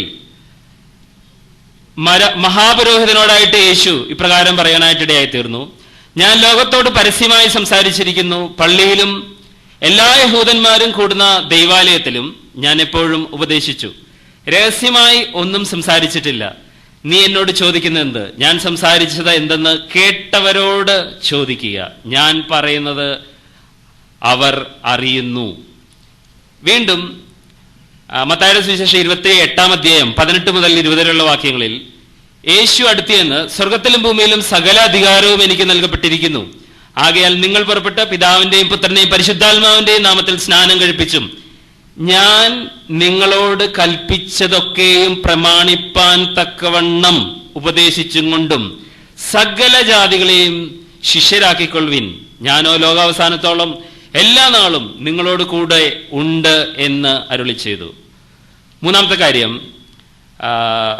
ലൂക്കോസിന്റെ സുവിശേഷം 24-ാം അധ്യായം 44-45 വചനങ്ങളിൽ പിന്നെ അവൻ അവരോട്, ഇതാകുന്നു നിങ്ങളോടുകൂടി ഇരിക്കുമ്പോൾ ഞാൻ പറഞ്ഞ വാക്ക്. മോശയുടെ ന്യായപ്രമാണത്തിലും പ്രവാചക പുസ്തകങ്ങളിലും സങ്കീർത്തനങ്ങളിലും എന്നെ കുറിച്ച് എഴുതിയിരിക്കുന്നൊക്കെയും നിവൃത്തിയാകണം എന്നുള്ളത് തന്നെ എന്ന് പറഞ്ഞ് തിരുവെഴുത്തുകളെ തിരിച്ചറിയേണ്ടതിന് അവരുടെ ബുദ്ധിയെ തുറന്നു. ഇവിടെ 3 കാര്യങ്ങളാണ് യേശു പറഞ്ഞത്. ഒന്ന്, കേട്ട പബ്ലിക്കിനോടും എൻ്റെ ശിഷ്യന്മാര് ഡിസൈപ്പിൾസിനോടും ചോദിക്കുക. 2, ഡിസൈപ്പിൾസിനെ ഞാൻ ഈ കാര്യം പഠിപ്പിക്കാനായിട്ട് ലോകത്തേക്ക് അയക്കുകയാണ്. 3, പഴയ നിയമത്തിൽ ന്യായപ്രമാണ പുസ്തകം, സങ്കീർത്തന പുസ്തകം, പ്രവാചക പുസ്തകങ്ങൾ, ഈ പുസ്തകത്തിൽ എന്നെ കുറിച്ച് വ്യക്തമായി രേഖപ്പെടുത്തിയിട്ടുണ്ട്. തുടർന്ന് യോഹന്നാന്റെ സുവിശേഷം 14-ാം അധ്യായം 26-ാം വാക്യത്തിൽ, എങ്കിലും പിതാവിന്റെ നാമത്തിൽ അയപ്പാനുള്ള പരിശുദ്ധാത്മാവ് എന്ന കാര്യസ്ഥൻ നിങ്ങൾക്ക് സകല ഉപദേശിച്ചു തരികയും ഞാൻ നിങ്ങളോട് പറഞ്ഞതൊക്കെയും നിങ്ങളെ ഓർമ്മപ്പെടുത്തുകയും ചെയ്യും. അപ്പൊ കർത്താവായ യേശു ഭൂമിയിൽ നിന്ന് പോയാലും അതിനുശേഷം പരിശുദ്ധാത്മാവ് വന്ന് ഈ കാര്യങ്ങളെ ശിഷ്യന്മാരിലൂടെ അവരെ ഓർമ്മിപ്പിക്കാനുള്ള സംവിധാനവും ആ കാര്യങ്ങൾ വ്യക്തമായി അവരോർത്ത് രേഖപ്പെടുത്തുന്നതും ബൈബിളിൽ നമുക്ക് സുവിശേഷങ്ങളിലൂടെ അത് കാണുവാനായിട്ട് സാധിക്കുന്നുണ്ട്. യോഹന്നാന്റെ സുവിശേഷം 12-16 അവർക്ക് ഓർമ്മ വന്നു. ലൂക്കോസ് 24-32 തിരുവെഴുത്തുകളെ തെളിയിക്കുമ്പോൾ നമ്മുടെ ഹൃദയം ഉള്ളിൽ കത്തിക്കൊണ്ടിരുന്നു. യോഹന്നാൻ 5-45 മുതൽ 47 വരെയുള്ള വാക്യങ്ങളിൽ മോശ എന്നെ കുറിച്ച് എഴുതിയിരിക്കുന്നു എന്ന് യേശു പറയുകയാണ്. യോഹന്നാൻ 2-22 അവനിത് പറഞ്ഞു എന്ന് അവൻ മരിച്ചവരിൽ നിന്ന് ഉയർത്തെഴുന്നേറ്റ ശേഷം ശിഷ്യന്മാർ ഓർത്തു. അപ്പൊ പരിശുദ്ധാത്മാവ് അവരെ ഓർമ്മപ്പെടുത്തി എന്നുള്ളത് വളരെ വ്യക്തമാണ്. നോക്കുക, ബൈബിളിൽ ദൈവത്തിന് ഒരു ഡെഫിനിഷൻ, ഒറ്റവാചകത്തിൽ ഒരു ഡെഫിനിഷൻ ഇല്ല എന്ന് പറഞ്ഞു. പക്ഷെ ഞാൻ പറയട്ടെ എൻ്റെ സുഹൃത്തുക്കളെ, ബൈബിളിൽ അനേക ഡെഫിനിഷൻ കൊടുത്തിട്ടുണ്ട്. ഒറ്റവാക്യത്തിൽ ഒരു ഡെഫിനിഷൻ ഞാൻ പറയാം. പുറപ്പാട് പുസ്തകം 3-ാം അധ്യായത്തിന്റെ 14-ാം വാക്യത്തിൽ ഇപ്രകാരമാണ് നമ്മൾ കാണുന്നത്, ഞാനാകുന്നവൻ ഞാനാകുന്നു, യഹേ അഷർ യഹേ. അത് ഗ്രീക്കിലെ ഈഗോയിമി, മലയാളത്തില് നമ്മൾ ഞാനാകുന്നവൻ ഞാനാകുന്നു. എന്റെ പ്രിയപ്പെട്ടവരെ, ഇത് താത്വികമായിട്ടുള്ള വലിയൊരു സത്യമാണ് ആ ഒറ്റ വാചകത്തിൽ അടങ്ങിയിരിക്കുന്നത്. അതിന്റെ നിർവചനത്തെ കുറിച്ച് പറയാനായിട്ട് തൽക്കാലം ഞാൻ ഉദ്യമിക്കുന്നില്ല. പക്ഷെ അത് ഒരു താത്വികമായി എല്ലാ നിലയിലും ഐ ആം പ്രസന്റ് എന്ന് പറയുവാൻ കഴിയുന്ന ഏക വ്യക്തിവിശേഷം ദൈവം മാത്രമാണ്. കർത്താവ് യേശു ഭൂമിയിലായിരുന്നപ്പോ പറഞ്ഞു, ഞാൻ ഭൂമിയിലുള്ള കാര്യങ്ങൾ തന്നെ നിങ്ങളോട് പറഞ്ഞിട്ട് നിങ്ങൾക്ക് മനസ്സിലാകുന്നില്ല, പിന്നെ ഞാൻ സ്വർഗത്തിലുള്ള കാര്യങ്ങളെ കുറിച്ച് പറഞ്ഞാൽ നിങ്ങൾക്ക് എത്രത്തോളം മനസ്സിലാകും? അതുകൊണ്ട് ദൈവത്തെക്കുറിച്ച് ഒരു എക്സ്പ്ലനേഷൻ പറയുവാൻ ദൈവത്തിന് മാത്രമേ കഴിയത്തുള്ളൂ. അതുകൊണ്ടാണ് ദൈവം തമ്പുരാൻ തന്നെ ഒരു മനുഷ്യരൂപത്തിൽ ഭൂമിയിലേക്ക് വരുവാനായിട്ട് ഇടയായിത്തീർന്നത്. ഓക്കെ, നോക്കുക, ബൈബിളുടനീളം നമ്മൾ പഠിക്കുമ്പോൾ 4 പ്രധാനപ്പെട്ട പേരുകളാണ് ദൈവത്തെ സംബന്ധിച്ച് ബൈബിളിൽ വെളിപ്പെടുത്തിയിരിക്കുന്നത്. ഒന്ന്, ഏറ്റവും ആദ്യം വെളിപ്പെടുത്തിയിരിക്കുന്ന ഏലോഹിം എന്നുള്ള പദമാണ്. അതാണ് നമ്മൾ ഗോഡ്, ദൈവം എന്ന് കാണുന്നത്. അത് നമ്മൾ 2600 പ്രാവശ്യത്തോളം ബൈബിളിൽ കാണുന്നുണ്ട്. ഖുർആനെ സംബന്ധിച്ചും ആദ്യം വെളിപ്പെടുത്തിയ നാമം ഞാൻ മനസ്സിലാക്കുന്നത് റബ്ബ് എന്നുള്ള പദമാണ്. ആദ്യത്തെ ഇഖ്ര വായിക്കുക എന്ന് പറഞ്ഞുകൊണ്ട് നാഥന്റെ നാമത്തിൽ വായിക്കുക, അത് 2 പ്രാവശ്യം പറഞ്ഞ് ഈ ആദ്യത്തെ 5 ആയത്തുകളാണല്ലോ ആദ്യമായിട്ട് ഇറങ്ങിയത്. അതിൽ റബ്ബ് എന്നുള്ള പദമാണ് ആദ്യം ഖുർആനിൽ രേഖപ്പെടുത്തിയിരിക്കുന്നത്. തുടർന്ന് ബൈബിളിലെ 2ാമത്തെ പദം യാഹ്വഹ്, യഹോവ, ജഹോവ എന്നൊക്കെ രേഖപ്പെടുത്തിയിരിക്കുന്ന 2ാമത്തെ പദം 6828 പ്രാവശ്യം കാണുന്ന ആ പദം. 3 അഡോണായി, ലോഡ് എന്നുള്ള പദം. 4 ഞാനാകുന്നു, യഹേ അഷർ യഹേ. ഈ 4 പേരുകളാണ് ബൈബിളിലുടനീളം രേഖപ്പെടുത്തിയിരിക്കുന്നത്. ഈ 4 പേരുകളും കർത്താവായ യേശു അവകാശപ്പെട്ടു. ഈ 4 പേരുകളും യേശുവിനുണ്ട് എന്നുള്ളതാണ് തുടർന്നുള്ള എന്റെ അവതരണത്തിലൂടെ ഞാൻ വ്യക്തമാക്കുവാനായിട്ട് ആഗ്രഹിക്കുന്നത്. നോക്കുക, ഒന്നാമത്തെ കാര്യം, ആ കാലഘട്ടത്തിൽ ഏത് കാര്യവും അവരുടെ ശിഷ്യന്മാരെ എഴുതി വെച്ചതാണ് നമ്മൾ മനസ്സിലാക്കുന്നത്. ലോകത്തിലുള്ള എല്ലാവരും ബഹുമാനപ്പെട്ട മുഹമ്മദ് നബി ആണെങ്കിൽ പോലും തന്റെ സ്വഹാബത്ത് അവരെ എഴുതി വെച്ച കാര്യങ്ങളാണ് നമുക്ക് രേഖയായി കിട്ടിയിട്ടുള്ളത്. അങ്ങനെയാണെങ്കിൽ യേശുവിന്റെ ശിഷ്യന്മാർ എന്താണ് വിളിച്ചത്, യേശുവിന്റെ ശിഷ്യന്മാർ എന്താണ് യേശുവിനെ അഭിസംബോധന ചെയ്തതെന്ന് വളരെ പ്രധാനപ്പെട്ട കാര്യമാണ്. നോക്കുക, യോഹന്നാന്റെ സുവിശേഷം 1-ാം അധ്യായം 1 മുതൽ 3 വരെയുള്ള വാക്യങ്ങൾ, അതിന്റെ 14-ാം വാക്യം 19-ാം വാക്യം. അവിടെ നമ്മൾ ഇങ്ങനെ വായിക്കുന്നു, ആദിയിൽ വചനമുണ്ടായിരുന്നു, വചനം ദൈവത്തോടു കൂടെയായിരുന്നു, വചനം ദൈവമായിരുന്നു. അതിന്റെ 14-ാം വാക്യത്തിൽ വചനം ജഡമെടുത്തു എന്ന് നമ്മൾ വായിക്കുകയാണ്. അതിന്റെ 19-ാം വാക്യത്തിൽ ദൈവത്തെ ആരും ഒരു നാളും കണ്ടിട്ടില്ല, പിതാവിന്റെ മടിയിലിരിക്കുന്ന ഏകജാതനായ പുത്രൻ പിതാവിനെ വെളിപ്പെടുത്തിയിരിക്കുന്നു എന്ന് കാണുകയാണ്. അതുകൊണ്ട് യേശുവിനെ ഇവിടെ വചനം ദൈവമായിരുന്നു എന്ന് വളരെ വ്യക്തമായി രേഖപ്പെടുത്തിയിരിക്കുന്നു. ഇനി തോമസ് അപ്പോസ്തലൻ രേഖപ്പെടുത്തുകയാണ്, യോഹന്നാന്റെ സുവിശേഷം 20-ാം അധ്യായം 18-ാം വാക്യം. തന്റെ ശിഷ്യനായ തോമസ് പറയാണ്, എന്റെ ദൈവവും എന്റെ കർത്താവും ആയുള്ളവേ. അപ്പോ നോക്കുക, ഇനി മൂന്നാമതായിട്ട് യോഹന്നാന്റെ സുവിശേഷം, യോഹന്നാന്റെ ലേഖനം 1-ാം ലേഖനം 5-ാം അധ്യായം 20-ാം വാക്യം. അവിടെ പറയാണ്, അവൻ സത്യദൈവം, അവൻ സത്യദൈവം, അവൻ സത്യദൈവം എന്ന് യേശുവിനെ കുറിച്ച് യോഹന്നാൻ രേഖപ്പെടുത്തുകയാണ്. വീണ്ടും റോമർക്കെഴുതിയ ലേഖനം 9-ാം അധ്യായം 5-ാം വാക്യം. അവിടെ പൗലോസ് പറയുകയാണ്, സർവത്തിനും മീതെ ദൈവം. യേശു ക്രിസ്തുവിനെ കുറിച്ച് പറയുകയാണ്, സർവത്തിനും മീതെ ദൈവം. 5 പൗലോസ് തന്നെ പറയുന്നു, തീത്തോസിന്റെ ലേഖനം 2-ാം അധ്യായത്തിന്റെ 13-ാം വാക്യത്തിൽ, മഹാദൈവവും നമ്മുടെ രക്ഷിതാവും. ഒരു കാര്യം മനസ്സിലാക്കണം, യേശു പറഞ്ഞു സങ്കീർത്തന പുസ്തകങ്ങളിലൊക്കെ എന്നെ കുറിച്ച് രേഖപ്പെടുത്തിയിട്ടുണ്ട്. അപ്പൊ ഈ പേരുകളൊക്കെ സങ്കീർത്തന പുസ്തകങ്ങളിലും പ്രവാചക പുസ്തകങ്ങളിലും തീർച്ചയായിട്ടും നമുക്ക് കാണാനായിട്ട് സാധിക്കും. നോക്കുക, ആദിയിൽ വചനം ദൈവമായിരുന്നു, വചനം ദൈവത്തോടു കൂടെയായിരുന്നു, വചനം ദൈവമായിരുന്നു എന്ന് പറഞ്ഞത് ആ പദം ഉൽപ്പത്തി പുസ്തകം 1-ാം അധ്യായത്തിൽ ആദിയിൽ ദൈവം ഏലോഹിം എന്ന് രേഖപ്പെടുത്തിയിരിക്കുന്നത് ആദിയിൽ, അതേ കാര്യം തന്നെ അവിടെ കാണാനായിട്ട് സാധിക്കും. എന്റെ ദൈവം എന്റെ കർത്താവേ എന്നുള്ള സംബോധന സങ്കീർത്തനം 18-ന്റെ 2-ലും 68-ന്റെ 24-ലും 140-ന്റെ 6-ലും യെശയ്യാവ് 12-ന്റെ 2-ലും എന്റെ ദൈവം എന്റെ കർത്താവ് എന്ന് രേഖപ്പെടുത്തിയിരിക്കുന്നത് കാണാനായിട്ട് സാധിക്കും. മൂന്നാമതായിട്ട് സത്യദൈവം എന്ന് പറഞ്ഞിരിക്കുന്നത് ആവർത്തന പുസ്തകം 7-ാം അധ്യായത്തിന്റെ 9-ാം വാക്യത്തിലും യിരെമ്യാവ് 10-ന്റെ 10-ലും യോഹന്നാൻ 17-ന്റെ 5-ലും യഹോവയായ ദൈവത്തെ കുറിച്ച് രേഖപ്പെടുത്തിയിരിക്കുന്നത് കാണാനായിട്ട് സാധിക്കും. തുടർന്ന് സങ്കീർത്തനം 83-ന്റെ 18-ൽ സർവഭൂമിക്കും മീതെ അത്യുന്നതനാണ് യഹോവ എന്ന് രേഖപ്പെടുത്തിയിരിക്കുമ്പോൾ റോമാലേഖനത്തിൽ സർവത്തിനും മീതെ ദൈവം, സർവത്തിനും മീതെ ദൈവം എന്ന് യേശുവിനെ കുറിച്ച് രേഖപ്പെടുത്തിയിരിക്കുകയാണ്. ഇനി പുറപ്പാട് പുസ്തകം 6-ാം അധ്യായത്തിന്റെ 3-ാം വാക്യത്തിൽ സർവശക്തനായ ദൈവം യെശയ്യാവ് 11-ന്റെ 7-ന്റെ 8-ലും 7-8 വാക്യങ്ങളിലും ഈ കാര്യം സർവശക്തനായ ദൈവം എന്ന് രേഖപ്പെടുത്തിയിരിക്കുന്നത് കാണാനായിട്ട് സാധിക്കും. യേശുവിനെ സംബന്ധിച്ച് യോഹന്നാൻ അത് രേഖപ്പെടുത്തുകയാണ്. വെളിപ്പാട് പുസ്തകം 21-ന്റെ 22-ലും 19-ന്റെ 6-ലും 1-ന്റെ 8-ലും സർവശക്തനായ കർത്താവും കുഞ്ഞാടും എന്ന് യേശുവിനെ കുറിച്ച് രേഖപ്പെടുത്തിയിരിക്കുന്നു. അതുകൊണ്ട് നോക്കുക, യേശുവിന്റെ ശിഷ്യന്മാർ യേശുവിനെ ദൈവമെന്ന്, ഏലോഹിം എന്ന്, ഗോഡ് എന്ന് വ്യക്തമായി, തിയോസ് എന്ന് ഗ്രീക്കിൽ തിയോസ് ഇത് വിളിച്ചിരിക്കുന്നത് നമുക്ക് കാണാനായിട്ട് സാധിക്കും. 2, ഇനി ജനങ്ങൾ എന്താണ് പറഞ്ഞത് നോക്കുക. അന്നത്തെ കാലത്ത് ജനങ്ങൾ എന്ത് പറഞ്ഞു നോക്കുക. എന്റെ പിതാവ്, യേശുവിന്റെ ശിഷ്യന്മാർ എന്ത് പറയുന്നു എന്നുള്ള കാര്യം നമ്മൾ കണ്ടു. ഇത് രണ്ടാമത്തെ കാര്യം, ജനങ്ങൾ, ആ കാലഘട്ടത്തിലെ ജനങ്ങൾ എന്ത് പറയുന്നു.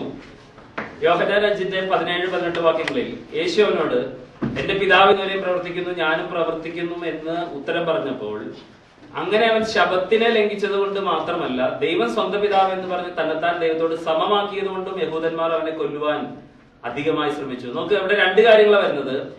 ദൈവം സ്വന്തം പിതാവ് എന്ന് പറഞ്ഞ് തന്നെത്താൻ ദൈവത്തോട് സമമാക്കി, അതൊരു കാര്യം. 2, അവൻ ശബത്തിനെ ലംഘിച്ചത് കൊണ്ട് മാത്രമല്ല, ശബത്തിനെ ലംഘിക്കുക. എന്താണ് ആ കാര്യം പറഞ്ഞിരിക്കുന്നത് നോക്കുക. ആ കാര്യത്തെ കുറിച്ച് അതിന്റെ മത്തായി സുവിശേഷം 12-ാം അധ്യായം 6 മുതൽ 8 വരെയുള്ള വാക്യങ്ങളും ലൂക്കോസ് 6-ാം അധ്യായം 5 മുതലുള്ള വാക്യങ്ങളും കാണുക. അവിടെ പറഞ്ഞിരിക്കുന്ന കാര്യങ്ങൾ പ്രത്യേകം ശ്രദ്ധിക്കണം. അവിടെ യേശു പറയാണ്, എന്നാൽ ദൈവാലയത്തെക്കാൾ വലിയവൻ ഇവിടെ ഉണ്ട് എന്ന് ഞാൻ നിങ്ങളോട് പറയുന്നു. യാഗത്തിലല്ല കരുണയിൽ അത്രേ ഞാൻ പ്രസാദിക്കുന്നു എന്നുള്ളത് എന്ത് എന്ന് നിങ്ങൾ അറിഞ്ഞിരുന്നുവെങ്കിൽ കുറ്റമില്ലാത്തവരെ കുറ്റം വിധിക്കുകയില്ലായിരുന്നു.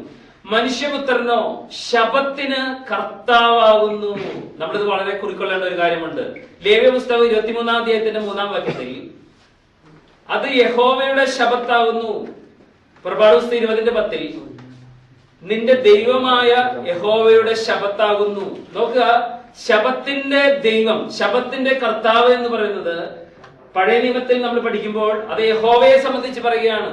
ഇവിടെ യേശു പറഞ്ഞ കാര്യം മനുഷ്യപുത്രൻ ശബത്തിന്റെ കർത്താവാണ്. അപ്പൊ നോക്കുക, രണ്ട് കാര്യങ്ങളാണ് അവിടുത്തെ ജനത്തിന് മനസ്സിലായത്. ഒന്ന്, യേശു ശബത്തിനെ ലംഘിക്കുന്നു.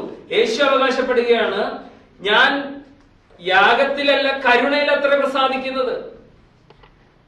ഞാൻ എന്നുള്ള പദപ്രയോഗം ശ്രദ്ധിക്കണം. എന്ന് മാത്രമല്ല, യേശു പറയുകയാണ് മനുഷ്യപുത്രൻ ശബത്തിന് കർത്താവാകും.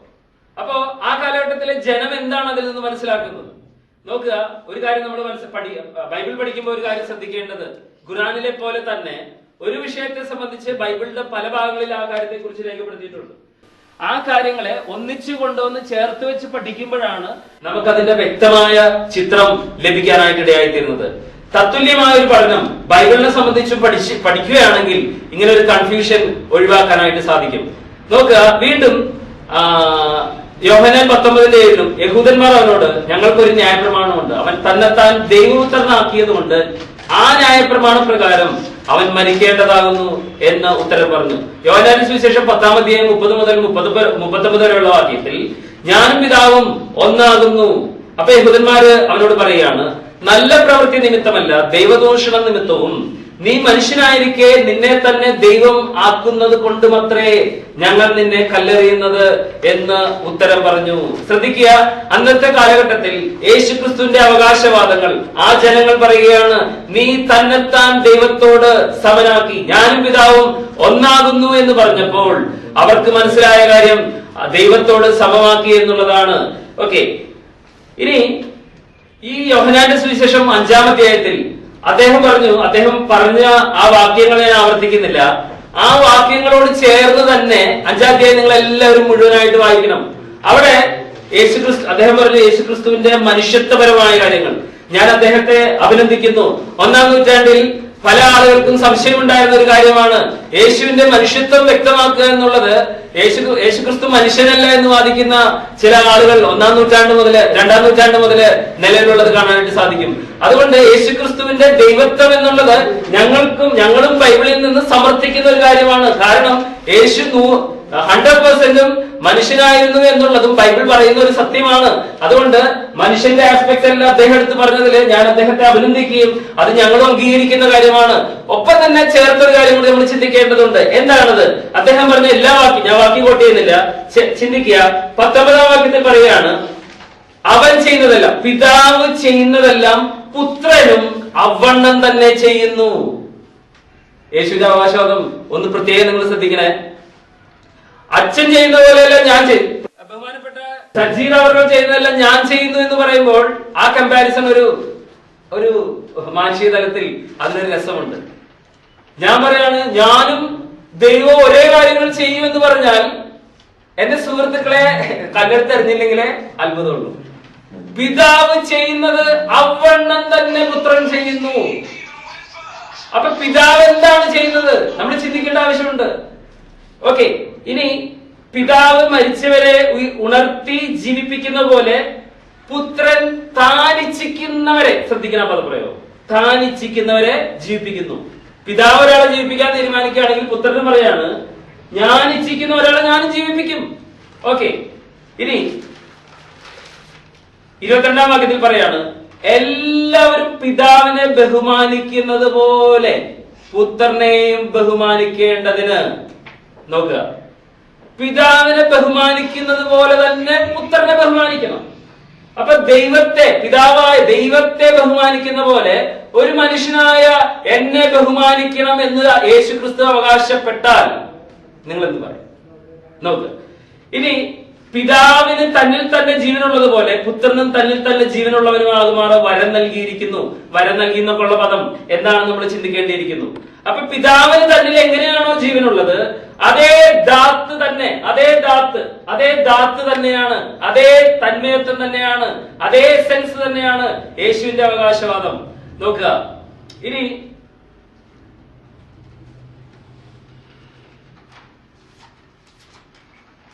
യേശുക്രിസ്തുവിന്റെ പ്രവൃത്തി എന്താണ്? യേശുക്രിസ്തു എടുത്തു പറയുന്ന ഒരു കാര്യമുണ്ട്.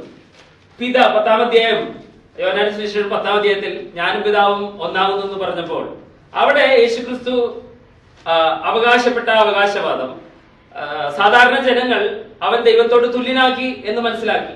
ഉടനെ തന്നെ യേശുവോട് ഒരു ഉത്തരം പറയുന്നുണ്ട്. യേശു തുടർന്ന് പറയുകയാണ്, നോക്കുക, 82-ാം സങ്കീർത്തനത്തിലെ ഒരു ഉദ്ധരണി കൊണ്ടാണ് അവിടെ പറഞ്ഞിരിക്കുന്നത്. ദൈവത്തിന്റെ അരുളപ്പാട് ലഭിച്ചവരെ നിങ്ങൾ ദേവന്മാർ എന്ന് വിളിച്ചുവെങ്കിൽ പിതാവ് വേർതിരിച്ച് ഭൂമിയിൽ അയച്ചവനെ, ശ്രദ്ധിക്കുക, പിതാവ് വേർതിരിച്ച് ഭൂമിയിൽ അയച്ചവനെ, അപ്പൊ പിതാവ് വേർതിരിച്ച് ഭൂമിയിൽ അയച്ചവനെ ഞാൻ ദൈവപുത്രനാണെന്നോ ഞാൻ ദൈവമാണെന്നോ അവകാശപ്പെടുന്നെങ്കിൽ യേശുക്രിസ്തുവിന്റെ ചോദ്യം അതല്ലേ? ഒന്ന് ശരിക്കും അവിടെ ചിന്തിച്ചു നോക്കുക. എന്ന് മാത്രമല്ല, ഉടനെ യേശു അടുത്ത വാക്ക് പറയാണ്, പിതാവിന്റെ പ്രവൃത്തി ഞാൻ ചെയ്യുന്നില്ലെങ്കിൽ എന്നെ വിശ്വസിക്കേണ്ട. അപ്പൊ അവിടെ പറയുന്ന പ്രത്യേകമായ കാര്യം ഞാൻ പിതാവ് ഒന്നാകുന്നു എന്ന് മാത്രമല്ല, ഞാൻ പിതാവിന്റെ പ്രവൃത്തി ചെയ്യുന്നു എന്നുള്ള അവകാശവാദം യേശു ഉന്നയിക്കുകയാണ്. മാത്രമല്ല, ഞാൻ നേരത്തെ പറഞ്ഞതുപോലെ പിതാവ് ചെയ്യുന്നതെല്ലാം ഔവണ്ണം തന്നെ പുത്രനും ചെയ്യുന്നു. നമുക്ക് പിതാവിന്റെ കാര്യങ്ങൾ ബൈബിളിൽ നിന്ന്, പഴയ നിയമത്തിൽ നിന്ന് എടുത്തു പറയാനാണെങ്കിൽ ഒത്തിരി കാര്യങ്ങളുണ്ട്. നിങ്ങളുടെ ശ്രദ്ധയിലേക്ക് പെട്ടെന്ന് ഞാൻ 3 കാര്യങ്ങൾ മാത്രം കൊണ്ടുവരാനായിട്ട് ആഗ്രഹിക്കുന്നത്. ഒന്ന്, പിതാവ് ആരാധന സ്വീകരിക്കുന്നു. പിതാവ് ആരാധന എങ്ങനെയാണോ സ്വീകരിച്ചത് അവണ്ണം തന്നെയാണ് പുത്രനും പുതിയ നിയമത്തിൽ ആരാധന സ്വീകരിച്ചിരിക്കുന്നത്. ലൂക്കോസിന് സുവിശേഷം 1-ാം അധ്യായം നമ്മൾ വായിക്കുമ്പോൾ തന്നെ 1-ാം അധ്യായത്തിന്റെ 2-ാം അധ്യായത്തിലേക്ക് നമ്മൾ കടന്നു വരുമ്പോൾ അവിടെ യേശുക്രിസ്തുവിനെ നമസ്കരിക്കാൻ വന്ന വിദ്വാൻമാർ അവനെ, അവിടെ പ്രത്യേകം എടുത്ത് പറയാണ്, അവനെ നമസ്കരിച്ചു, യേശുവിനെ നമസ്കരിച്ചു. ആ നമസ്കരിച്ചു എന്നുള്ള പ്രോസ്ക്യൂനിയോ എന്ന വാക്ക് യോഹന്നാന്റെ സുവിശേഷം 4-ാം അധ്യായത്തിൽ ശമരിയ സ്ത്രീയോടുള്ള ബന്ധത്തിൽ ദൈവത്തെ എങ്ങനെ ആരാധിക്കണം എന്നുള്ളത് അവിടെ യേശു ഉപദേശിച്ചു കൊടുക്കുന്നതായിട്ട് കാണാനായിട്ട് സാധിക്കും. പിതാവിനെ സത്യത്തിലും ആത്മാവിലും ആരാധിക്കണം എന്ന് പറഞ്ഞിരിക്കുന്ന ആ പദം പ്രോസ്ക്യൂനിയോ എന്ന പദം തന്നെയാണ് യേശുക്രിസ്തുവിനെ സംബന്ധിച്ച് ആരാധനയോടുള്ള ബന്ധത്തിൽ നമുക്ക് ഉടനീളം കാണുവാനായിട്ട് കഴിയുന്നത്. നമുക്ക് ഒത്തിരി വാക്യങ്ങൾ അതിനെ സംബന്ധിച്ച് കാണിക്കാനുണ്ട്. യേശുക്രിസ്തുവിനെ ആരാധിച്ചു എന്നുള്ളത് വളരെ വ്യക്തമായ ഒരു തെളിവ് ഞാൻ പറയട്ടെ. ഇദ്ദേഹം പറയാനായിട്ട് ഇടയായി തീർന്നു അത്ഭുത പ്രവർത്തനങ്ങൾ. യേശുക്രിസ്തുവിന്റെ അത്ഭുത പ്രവൃത്തികളെ കുറിച്ച് പറഞ്ഞപ്പോൾ യേശുക്രിസ്തുവിന്റെ അത്ഭുത പ്രവൃത്തികൾ ഒരിക്കലും യേശുവിനെ ദൈവമാക്കുന്നില്ല. യേശുക്രിസ്തുവിനേക്കാളും വലിയ അത്ഭുതമൊക്കെ ഒരർത്ഥത്തിൽ മോശം ചെയ്തിട്ടുണ്ട്. മോശ 20 ലക്ഷം ജനങ്ങളെയാണ്, ഏറ്റവും ചുരുങ്ങിയത് 20 ലക്ഷം ജനങ്ങളെയാണ് ആ മരുഭൂമിയിലൂടെ നടത്തിയത്. അന്ന് അവർക്ക് ഭക്ഷണം ധാരാളം കൊടുത്തു, ഇത്രയും പേർക്ക് സ്വർഗത്തിൽ നിന്ന് ഇറക്കി കൊടുത്തു. അത് ദൈവത്തിന്റെ സഹായത്തോടെയാണ്. അതുകൊണ്ട് യേശുവിന്റെ അത്ഭുതങ്ങളല്ല യേശുവിനെ ദൈവമാക്കുന്നത്. എന്നാൽ ഈ ഒരു അത്ഭുതത്തെ കുറിച്ച് നിങ്ങളൊന്ന് ചിന്തിക്കുക. മത്തായിയുടെ സുവിശേഷം 14-ാം അധ്യായം, അവിടെ ഇവര് കടലിൽ യാത്ര ചെയ്യുന്ന രംഗമാണ്. ആ കടലിൽ യാത്ര ചെയ്യുന്നതോടനുബന്ധിച്ച് ആ കാറ്റ് വന്നപ്പോൾ ആ വഞ്ചി മുങ്ങിപ്പോകാനായിട്ട് ഇടയായി തീർന്നപ്പോൾ അവിടെ ഒരു പ്രത്യേക പദപ്രയോഗം യേശു പറയുന്നുണ്ട്. ഞാനാകുന്നു എന്ന് പറഞ്ഞുകൊണ്ട് പത്രോസിനെ കൈപിടിച്ച് നടത്തുകയാണ്. അവിടെ യേശു ചെയ്ത അത്ഭുതം കടലിന്മീതെ കൂടി നടക്കുന്നതായിട്ടുള്ള ഒരു വ്യക്തി. എന്റെ പ്രിയപ്പെട്ടവരെ, കടലിന്മീതെ ദൈവത്തോട് പ്രാർത്ഥിച്ചുകൊണ്ട് അങ്ങനെ ഒരു അത്ഭുതം ചെയ്ത ഏത് പ്രവാചകനാണുള്ളത്? കടലിന്മീതെ നടന്നു വരുന്ന യേശു. കടലിന്മീതെ നടന്നു വരുന്ന യേശുവിനെ കണ്ടിട്ട് ഭൂതമാണോ എന്ന് സംശയിച്ചു കൂടെ നടന്ന ശിഷ്യന്മാർ സംശയിക്കാനായിട്ട് ഇടയായിരുന്നു. പക്ഷേ ആ അത്ഭുതം വിരലിച്ചുകൊണ്ടെന്ന് യേശുവിന്റെ അവകാശവാദത്തിലേക്കാണ്. അവിടെ യേശു പറയുകയാണ്, ഞാൻ ആകുന്നു എന്ന് പറഞ്ഞുകൊണ്ട് കൈനീട്ടി പത്രോസിനെ പിടിക്കുന്ന കാണാനായിട്ട് സാധിക്കും. അതുകൊണ്ട് ഞാൻ പറയുന്നത്, യേശുക്രിസ്തു ദൈവമായിരിക്കുന്നത് അത്ഭുതങ്ങൾ കൊണ്ടല്ല. ഞങ്ങൾ അങ്ങനെ സമർത്ഥിക്കാറില്ല. എന്നാൽ ഈ ഒരു കാര്യം അവന്റെ അവകാശവാദം, ഞാനാകുന്നു എന്നുള്ള അവകാശവാദം, അത് വളരെ പ്രധാനപ്പെട്ട ഒരു കാര്യമാണ്. ഓക്കെ,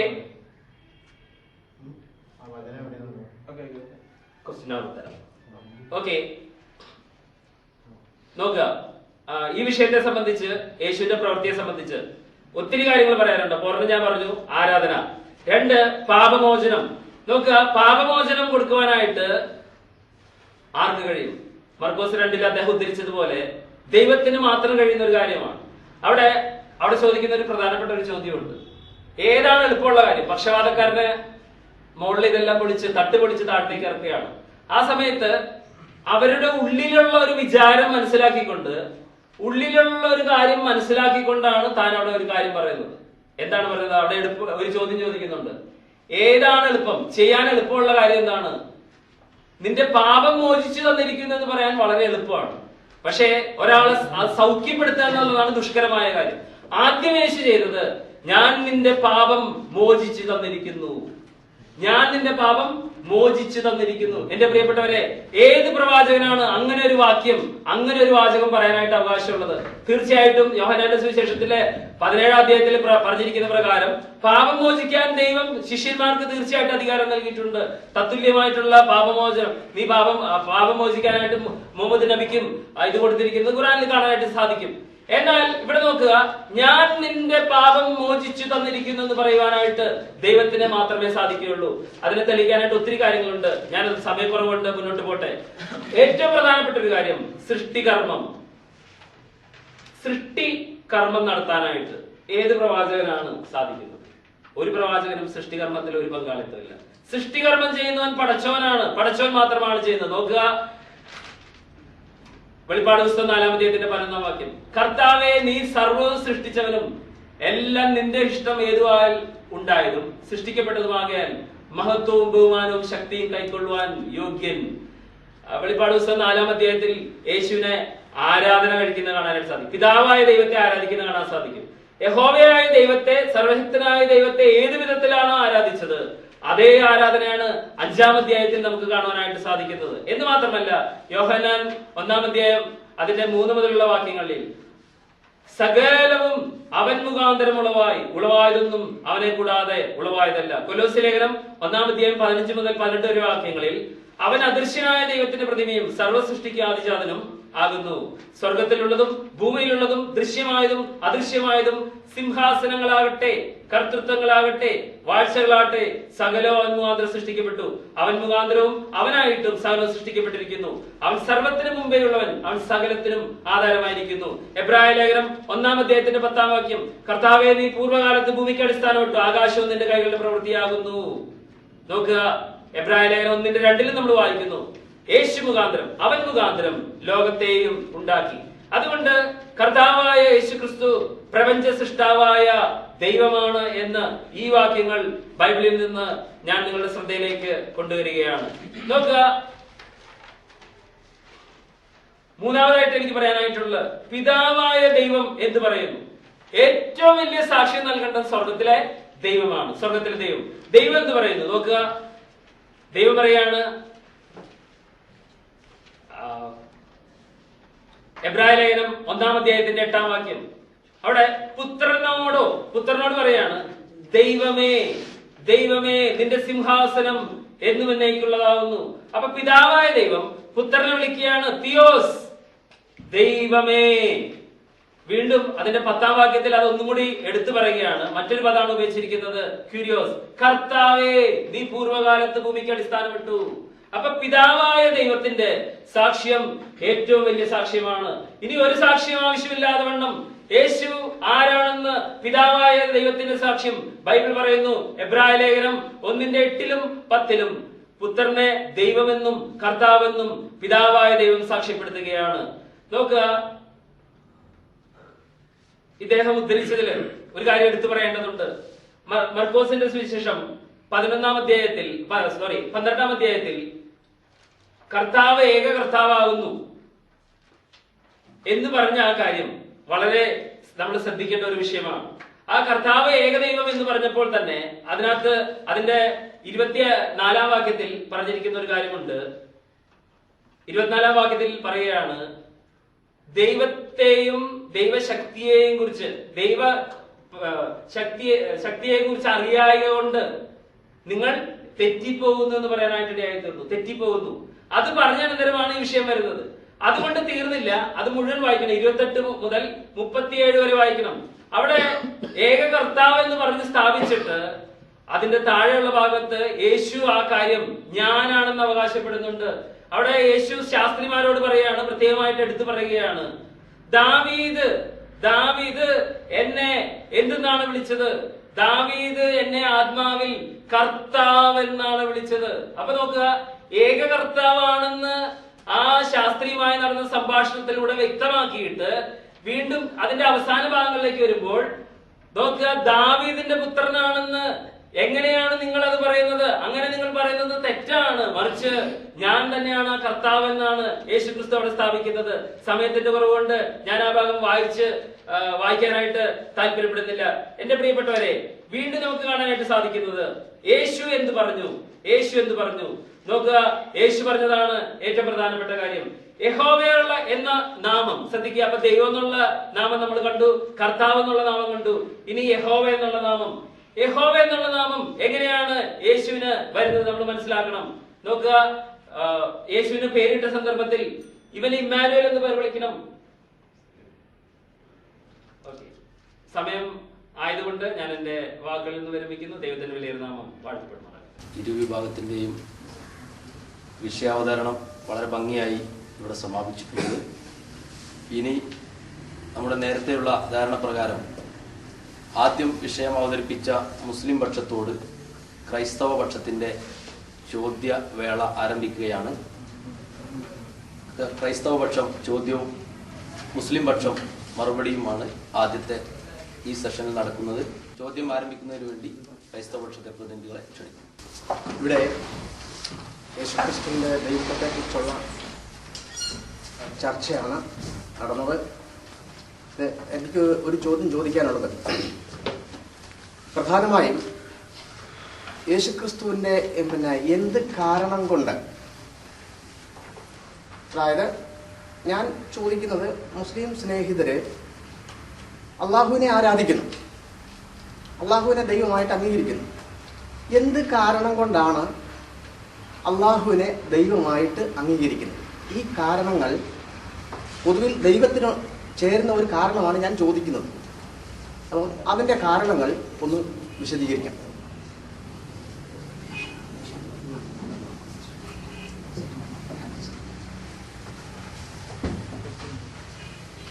അസ്സലാമു അലൈക്കും വറഹ്മത്തുള്ളാഹി. അൽഹംദുലില്ലാഹ് വസ്സലാത്തു വസ്സലാമു അലാ റസൂലില്ലാഹ്.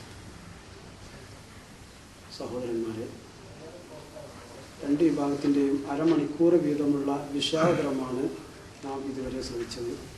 അതിനുശേഷം നമ്മുടെ ഒരു ഫാദർ, ബഹുമാനപ്പെട്ട അദ്ദേഹം ഒരു പ്രധാനപ്പെട്ട ഒരു ചോദ്യമാണ് ഇവിടെ ഉന്നയിച്ചത്. ഒരു നിസ്സാര ചോദ്യമല്ല. അതായത് മുസ്ലിമീങ്ങൾ അള്ളാഹുവിനെ ഏകദൈവമായി വിശ്വസിക്കുന്നത് എന്തെല്ലാം കാരണങ്ങൾ ഉള്ളത് കൊണ്ടാണ്? ചോദ്യം വളരെ പ്രസക്തവും വളരെ പ്രധാനപ്പെട്ടതുമായ ഒരു ചോദ്യം. പക്ഷേ ഒരു ചെറിയ ഒരു ഫാൾട്ട് ആ ചോദ്യത്തിലുണ്ട്. അഥവാ ഈ വന്ന സാറ് നമ്മുടെ ഈ വിഷയം വായിച്ചിട്ടല്ല വന്നത് എന്നാണ് എനിക്ക് തോന്നുന്നത്. അതായത് നമ്മുടെ ഈ വേദിയിൽ നമ്മൾ ചർച്ച ചെയ്യേണ്ട വിഷയം എന്താണ്? ഇരു വിഭാഗത്തിൻ്റെയും വിഷയം ഉന്നയിക്കുന്ന എന്നതിന് വിഷയം ക്രൈസ്തവ പക്ഷം പറയുന്നതാണ്, ബൈബിൾ പ്രകാരം യേശുക്രിസ്തു ദൈവമാണ്. ഇതാണ് ആര് പറയുന്നത്? അവർ പറയുന്നത്. മുസ്ലിം പക്ഷം പറയുന്നത് ദൈവമല്ല. ഈ വിഷയത്തിൽ ഇന്ന് നമ്മൾ ചർച്ച ചെയ്യുന്നത് യേശുക്രിസ്തു ദൈവമാണോ അല്ലയോ എന്നുള്ള വിഷയമാണ്. അതുകൊണ്ട് അള്ളാഹു എന്തുകൊണ്ട് ദൈവമാണെന്ന് അംഗീകരിക്കുന്നു, മുസ്ലിമീങ്ങൾ എന്തുകൊണ്ട് പറയുന്നു എന്നുള്ളത് ഇന്നത്തെ ചർച്ചയുമായിട്ട് യാതൊരു ബന്ധവുമില്ല. ഇന്ന് നമുക്ക് ചർച്ച ചെയ്യാനുള്ളത് യേശുക്രിസ്തു ദൈവമാണോ അല്ലേ എന്നുള്ളത് മാത്രമാണ്. അത് അദ്ദേഹത്തോട് നമ്മൾ ജോൺസൺ സാറ് പറഞ്ഞിട്ടുണ്ടാവില്ല എന്നാണ് നമ്മൾ മനസ്സിലാക്കുന്നത്. പറഞ്ഞിട്ടുണ്ടെങ്കിൽ ഇത്രയും ഒരു അബദ്ധകരമായ ചോദ്യം അദ്ദേഹം ഇവിടെ ആ സമയം വേസ്റ്റാക്കാൻ വേണ്ടി ചോദിക്കുമായിരുന്നില്ല.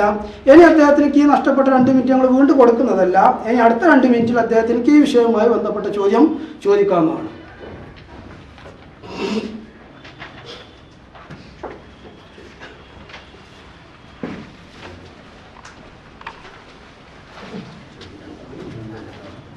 ഞാൻ ഇവിടെ രണ്ടാമത് ഞാൻ എടുത്തു പറഞ്ഞു, ദൈവത്തിന് എന്ത് കാരണം കൊണ്ടാണ് നമ്മൾ ദൈവത്തെ ദൈവമായിട്ട് അംഗീകരിക്കുന്നതും ആരാധിക്കുന്നത്.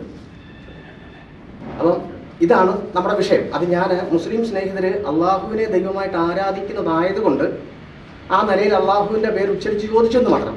നമ്മൾ പ്രധാനമായിട്ട് ഞാൻ ഉദ്ദേശിച്ച ചോദ്യം, ഒരു ദൈവത്തിനുണ്ടായിരിക്കേണ്ട യോഗ്യത എന്ത് കാരണം കൊണ്ട് നമ്മൾ ദൈവമായിട്ട് ഒരു ദൈവത്തെ ആരാധിക്കുന്നത് എന്തുകൊണ്ടാണ്? അപ്പം അതിനുള്ള യോഗ്യത, ദൈവത്തിനുണ്ടായിരിക്കേണ്ട യോഗ്യത എന്താണെന്നുള്ളതാണ് എൻ്റെ ചോദ്യം. അപ്പം ആ നിലയിൽ ഒരു ദൈവത്തിനുണ്ടായിരിക്കേണ്ട യോഗ്യതയെ സംബന്ധിച്ചൊരു വിശദീകരണമാണ് എനിക്ക് വേണ്ടത്. അതാണ് ഞാൻ പറഞ്ഞത്.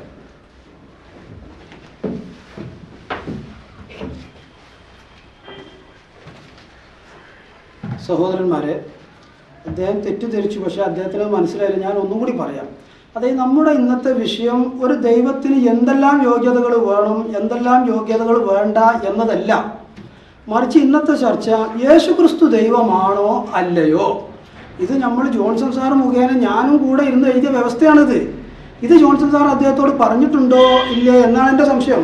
പറഞ്ഞിട്ടുണ്ടെങ്കിൽ ജോൺസൺ സാർ പറയണം. ഇതാ ഈ എഴുത്തിൽ പ്രതി ഉണ്ടല്ലോ, ഈ കയ്യിലിരിക്കുന്ന പ്രതിയിൽ എഴുതിയിട്ടുണ്ട്. നമ്മുടെ ചർച്ച യേശുക്രിസ്തു ദൈവമാണോ അല്ലയോ എന്നുള്ളതാണ്. മുസ്ലിം പക്ഷം പറയുന്നു അദ്ദേഹം ദൈവമല്ല, പ്രവാചകനാണ്. ക്രൈസ്തവർ പറയുന്നു അദ്ദേഹം ദൈവമാണ്. ഇതാണ് നമുക്ക് ചർച്ച ചെയ്യാനുള്ളത്. ഇത് സംബന്ധമായിട്ട് എത്ര ചോദ്യങ്ങൾ അവർക്ക് ചോദിക്കാനുണ്ട്. ഞാൻ അദ്ദേഹത്തിൻ്റെ രണ്ടാമത്തെ ആളെ വിഷയാവതരണം കേട്ടപ്പോൾ വിചാരിച്ച ഒരുപാട് ചോദ്യങ്ങൾ ഈ വിഷയമായിട്ടാണ് ഉണ്ടാവുന്ന മനസ്സിലാക്കിയത്. പക്ഷേ ഈ ദൈവത്തിനുണ്ടാവേണ്ട യോഗ്യത എന്തൊക്കെ, പ്രവാചകനുണ്ടാവേണ്ട യോഗ്യത എന്തൊക്കെയാണ്, മറ്റു മനുഷ്യർക്കുണ്ടാവേണ്ട യോഗ്യത എന്തൊക്കെ, അതൊക്കെ ചർച്ച ചെയ്താൽ തീരാത്ത ഒരുപാട് ചർച്ച ചെയ്യാനുണ്ട്. വേണമെങ്കിൽ നമുക്ക് അതിനൊരു ദിവസം വെച്ചിട്ട് ഇവിടെ തന്നെ വ്യവസ്ഥ എഴുതിയിട്ട് ഒരു ചർച്ച ചെയ്യാം നമുക്ക്, നാളെയോ മറ്റന്നാളോ. ദൈവത്തിന് എന്തൊക്കെ യോഗ്യത വേണം, എന്തൊക്കെ വേണ്ട എന്നുള്ളത്. മറിച്ച് യേശുക്രിസ്തു ദൈവമാണോ അല്ലയോ, ഇത് നമുക്ക് എന്താ ഇവിടുന്ന് ചർച്ച ചെയ്തൂടെ. അപ്പോൾ അതുകൊണ്ട് ഈ വിഷയം ചർച്ച ചെയ്യാൻ വേണ്ടി നമ്മുടെ ഫാദർമാർ അതിന് തയ്യാറാവണം. മറിച്ച് അതും നമ്മുടെ വിഷയവുമായിട്ട് യാതൊരു ബന്ധവുമില്ല. അപ്പം നമുക്ക് ഈ വിഷയത്തിൽ തന്നെ ചർച്ച ഇഷ്ടംപോലെ ഉണ്ടല്ലോ. ഞങ്ങൾ എഴുതി വന്നത് അതുകൊണ്ടാണ്. വിഷയത്തിന് അപ്പുറത്തൊരു ചോദ്യം ഞങ്ങൾ ചോദിക്കൂല, നിങ്ങൾ ചോദിക്കണ്ടേ. ഈ വിഷയം പറയുമ്പോൾ ഞങ്ങൾ ഇത് മറ്റേ യേശുക്രിസ്തുവിന് പ്രവാചകൻ എന്തൊക്കെ യോഗ്യത വേണം ഞങ്ങൾ ചോദിക്കുന്നില്ല. നമുക്ക് പറയാം യേശുക്രിസ്തു ദൈവമാണോ അല്ലേ, അതിന് എന്തൊക്കെ യോഗ്യതകളുണ്ട് അത് നമുക്ക് വേണമെങ്കിൽ പറയാം. യേശുക്രിസ്തു നിങ്ങൾ പറഞ്ഞു, പക്ഷേ മറ്റു ഒരാൾ ദൈവമാകണമെങ്കിൽ എന്തൊക്കെ യോഗ്യതകൾ, ഇത് നമ്മുടെ വിഷയവുമായിട്ട് യാതൊരു ബന്ധവുമില്ല. അതുകൊണ്ട് ഇതാണ് നമ്മുടെ സാറ് ആദ്യമായി ഇത് യേശുക്രിസ്തു ദൈവമാണോ അല്ലേ അത് നിങ്ങൾക്ക് ചോദിക്കാം. നിങ്ങളുടെ 2 അവസരം നഷ്ടപ്പെട്ടു, ഇനിയും അവസരമുണ്ട്, അതിൽ ചോദിക്കാം നിങ്ങൾക്ക്. അതുകൊണ്ട് ഈ വിഷയത്തിൽ നമ്മുടെ ക്രൈസ്തവ വശം ഈ വിഷയത്തിലേക്ക് മടങ്ങി നമ്മുടെ വ്യവസ്ഥയൊന്ന് വായിച്ച് മനസ്സിലാക്കിയിട്ട് അടുത്ത സംശയം ഉന്നയിക്കണമെന്ന് ഞാൻ വിനീതമായി അപേക്ഷിക്കുകയാണ്.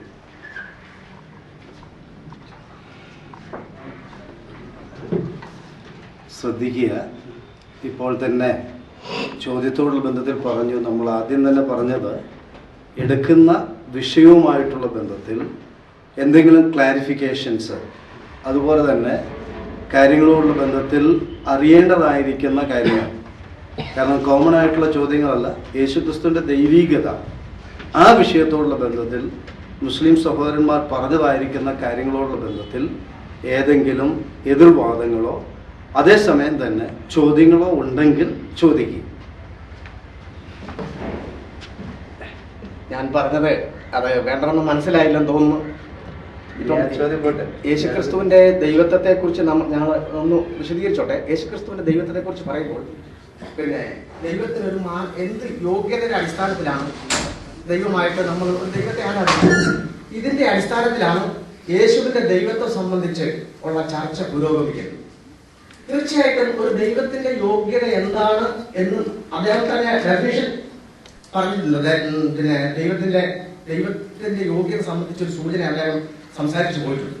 ആ സൂചനയ്ക്ക് എന്താണെന്ന് ഒന്ന് വിശദീകരിച്ചു കഴിഞ്ഞാൽ തീർച്ചയായിട്ടും നമ്മുടെ ചർച്ച പുരോഗമിച്ച് മുന്നോട്ട് പോകും. ദൈവത്തിന് വേണ്ട യോഗ്യത എന്ത്, അത് തന്നെയാണ് വീണ്ടും ചോദിക്കാനുള്ളത്. തീർച്ചയായിട്ടും നമ്മുടെ കാര്യങ്ങൾ മുന്നോട്ട് പോകണം. അത് ദൈവത്തെക്കുറിച്ച് പ്രിയ സജീവ് ബ്രദർ സംസാരിച്ചപ്പോൾ പറഞ്ഞതായിരിക്കുന്ന ഒരു ഡെഫിനിഷനും അതിനെക്കുറിച്ചുള്ളതായിരിക്കുന്ന ഒരു ക്ലാരിഫിക്കേഷൻ ചോദിക്കും.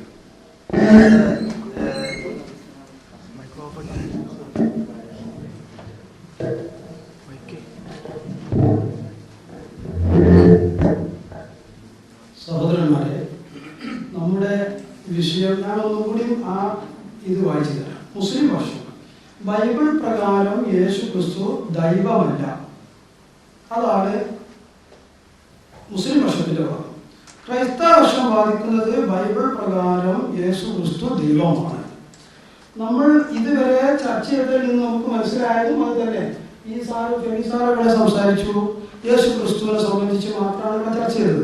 ഇദ്ദേഹം സജീർ ബുഖാരി, ഇദ്ദേഹം പണ്ഡിതൻ, അദ്ദേഹം സംസാരിച്ചു യേശു ക്രിസ്തുവിനെ കുറിച്ച് തന്നെ മാത്രമേ ഇവിടെ സംസാരിച്ചിട്ടുള്ളൂ.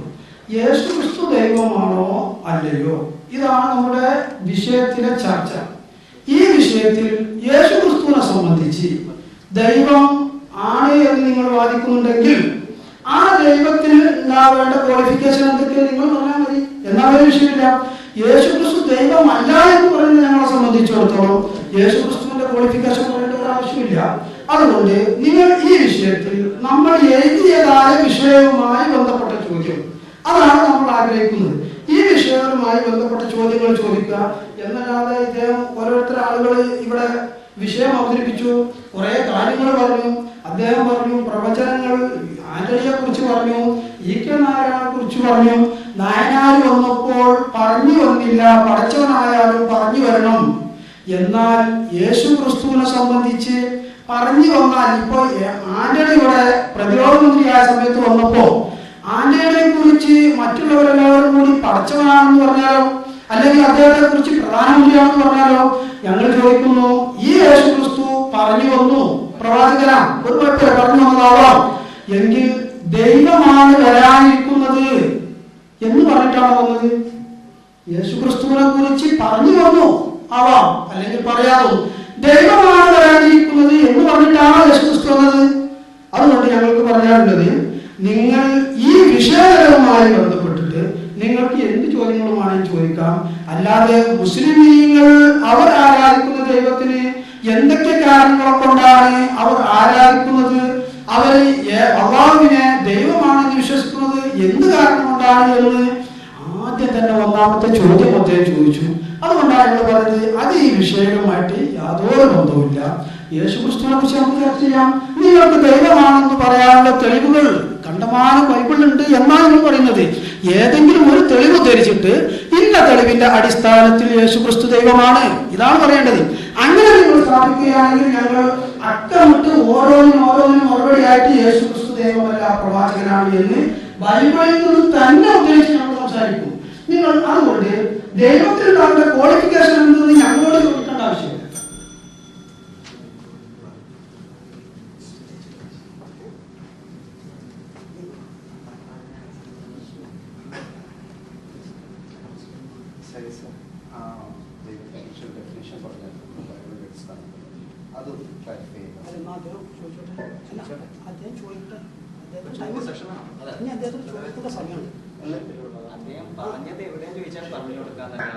അത് നമ്മളിവിടെ സംസാരിച്ചു വന്നപ്പോ ദൈവത്തെക്കുറിച്ചുള്ള ഡെഫിനേഷൻ രണ്ട് കൂട്ടത്തിൽ നിന്നും പറഞ്ഞു. അപ്പോൾ ദൈവത്തെക്കുറിച്ച് പറഞ്ഞതായിരിക്കുന്ന ഡെഫിനേഷന്റെ ഒരു എക്സ്പ്ലനേഷൻ എന്നുള്ള നിലയിലാണ് പ്രിയ സാറക്കാരി ചോദിച്ചത്. ബുഖാരി അതിന് തൻ്റെതായിരിക്കുന്ന ഒരു മറുപടി നൽകുകയാണെങ്കിൽ നന്നായിരിക്കും. അല്ലെങ്കിൽ അടുത്ത ചോദ്യത്തിലേക്ക് നമുക്ക് പ്രവേശിക്കാം. ഇതിലെ നമ്മൾ മനസ്സിലാക്കേണ്ട ഒരു കാര്യം, നമ്മുടെ ഇരുപക്ഷത്തിന്റെയും വാദം എന്ന് പറയുന്നത് യേശു ക്രിസ്തു ദൈവമാണ്, യേശു ക്രിസ്തു ദൈവമല്ല. ദൈവം ആര് എന്ന ചർച്ചയല്ല, അല്ലെങ്കിൽ ദൈവം ആരാവണം, അല്ലെങ്കിൽ ദൈവത്തിന് എന്തൊക്കെ വേണം. പിന്നെ വിഷയാവതരണം, രണ്ട് വിഷയാവതരണം അരമണിക്കൂർ കഴിഞ്ഞിട്ടുണ്ട്. അതിന് ദൈവത്തിന്റെ ഡെഫിനിഷൻ വന്നിട്ടുണ്ടാവാം, വന്നിട്ടില്ലാതിരിക്കാം. അത് ഈ വിഷയത്തിന് നമുക്ക് ഉപോത്ബലകമായി സമർത്ഥിക്കുന്ന സമയത്ത് ഉപയോഗപ്പെടുത്താം എന്നതൊഴിച്ചാൽ ചോദ്യത്തിന്റെ മർമ്മം വിഷയ സംബന്ധമായി ആവുമ്പോഴാണല്ലോ നമ്മുടെ പ്രോഗ്രാം മുന്നോട്ട് പോകുന്നത്. അപ്പൊ അതുകൊണ്ട് ആദ്യം അദ്ദേഹം ചോദിച്ചത് തന്നെ ദൈവത്തിന്റെ നിർവചനമാണ്. ദൈവത്തിന്റെ നിർവചനം എന്നത് തീർത്തും മറ്റൊരു വിഷയമാണല്ലോ. സ്വാഭാവിക നമ്മുടെ ബുദ്ധിയിൽ ചിന്തിച്ചാൽ നമുക്കറിയാവുന്ന ഒരു കാര്യമാണ്. യേശുക്രിസ്തുവിന്റെ ദൈവികതയാണ് നമ്മുടെ ചർച്ച. അപ്പൊ അതുകൊണ്ട് നമ്മുടെ വിഷയ സംബന്ധമായി തന്നെ ചോദ്യങ്ങളും അതിന് മറുപടിയും ഉണ്ടാവണമെന്ന് നമ്മുടെ ഈ പ്രോഗ്രാം നല്ല രീതിയിൽ മുന്നോട്ട് പോകുന്നതിന് വേണ്ടി ആവശ്യപ്പെട്ട് അദ്ദേഹത്തിന്റെ 4ാം അവസരത്തിന് വേണ്ടി ക്ഷണിക്കുന്നു. സൂറ 19:18 കാല ഇന്നമ അന്ന റസൂല എന്ന് പറഞ്ഞിട്ട് റബ്ബി കലിയ ഹബ്ബിലക ഗുലാമൻ സക്കിയ എന്ന വാക്ക് യേശു പരിശുദ്ധനായിട്ടാണ് ജനിക്കുന്നത് എന്ന് ഖുർആനിൽ വ്യക്തമായിട്ട് പറയുന്നു. രണ്ടാമത്തത് യേശയ്യാ പ്രവാചകന്റെ പുസ്തകം 6-ാം അധ്യായത്തിന്റെ 14 യേശുക്രിസ്തു ഒരു കന്യക ജനനത്തോടുള്ള ബന്ധത്തിൽ പറയുന്നു. എന്നാൽ 9 വീണ്ടും പറയുന്നത് നമുക്കൊരു ശിശു ജനിച്ചിരിക്കപ്പെട്ടിരിക്കുന്നു, മകൻ നൽകപ്പെട്ടി, ആധിപത്യം അവന്റെ തോളിലിരിക്കും, അവൻ അത്ഭുത മന്ത്രി, വീരനാം ദൈവം,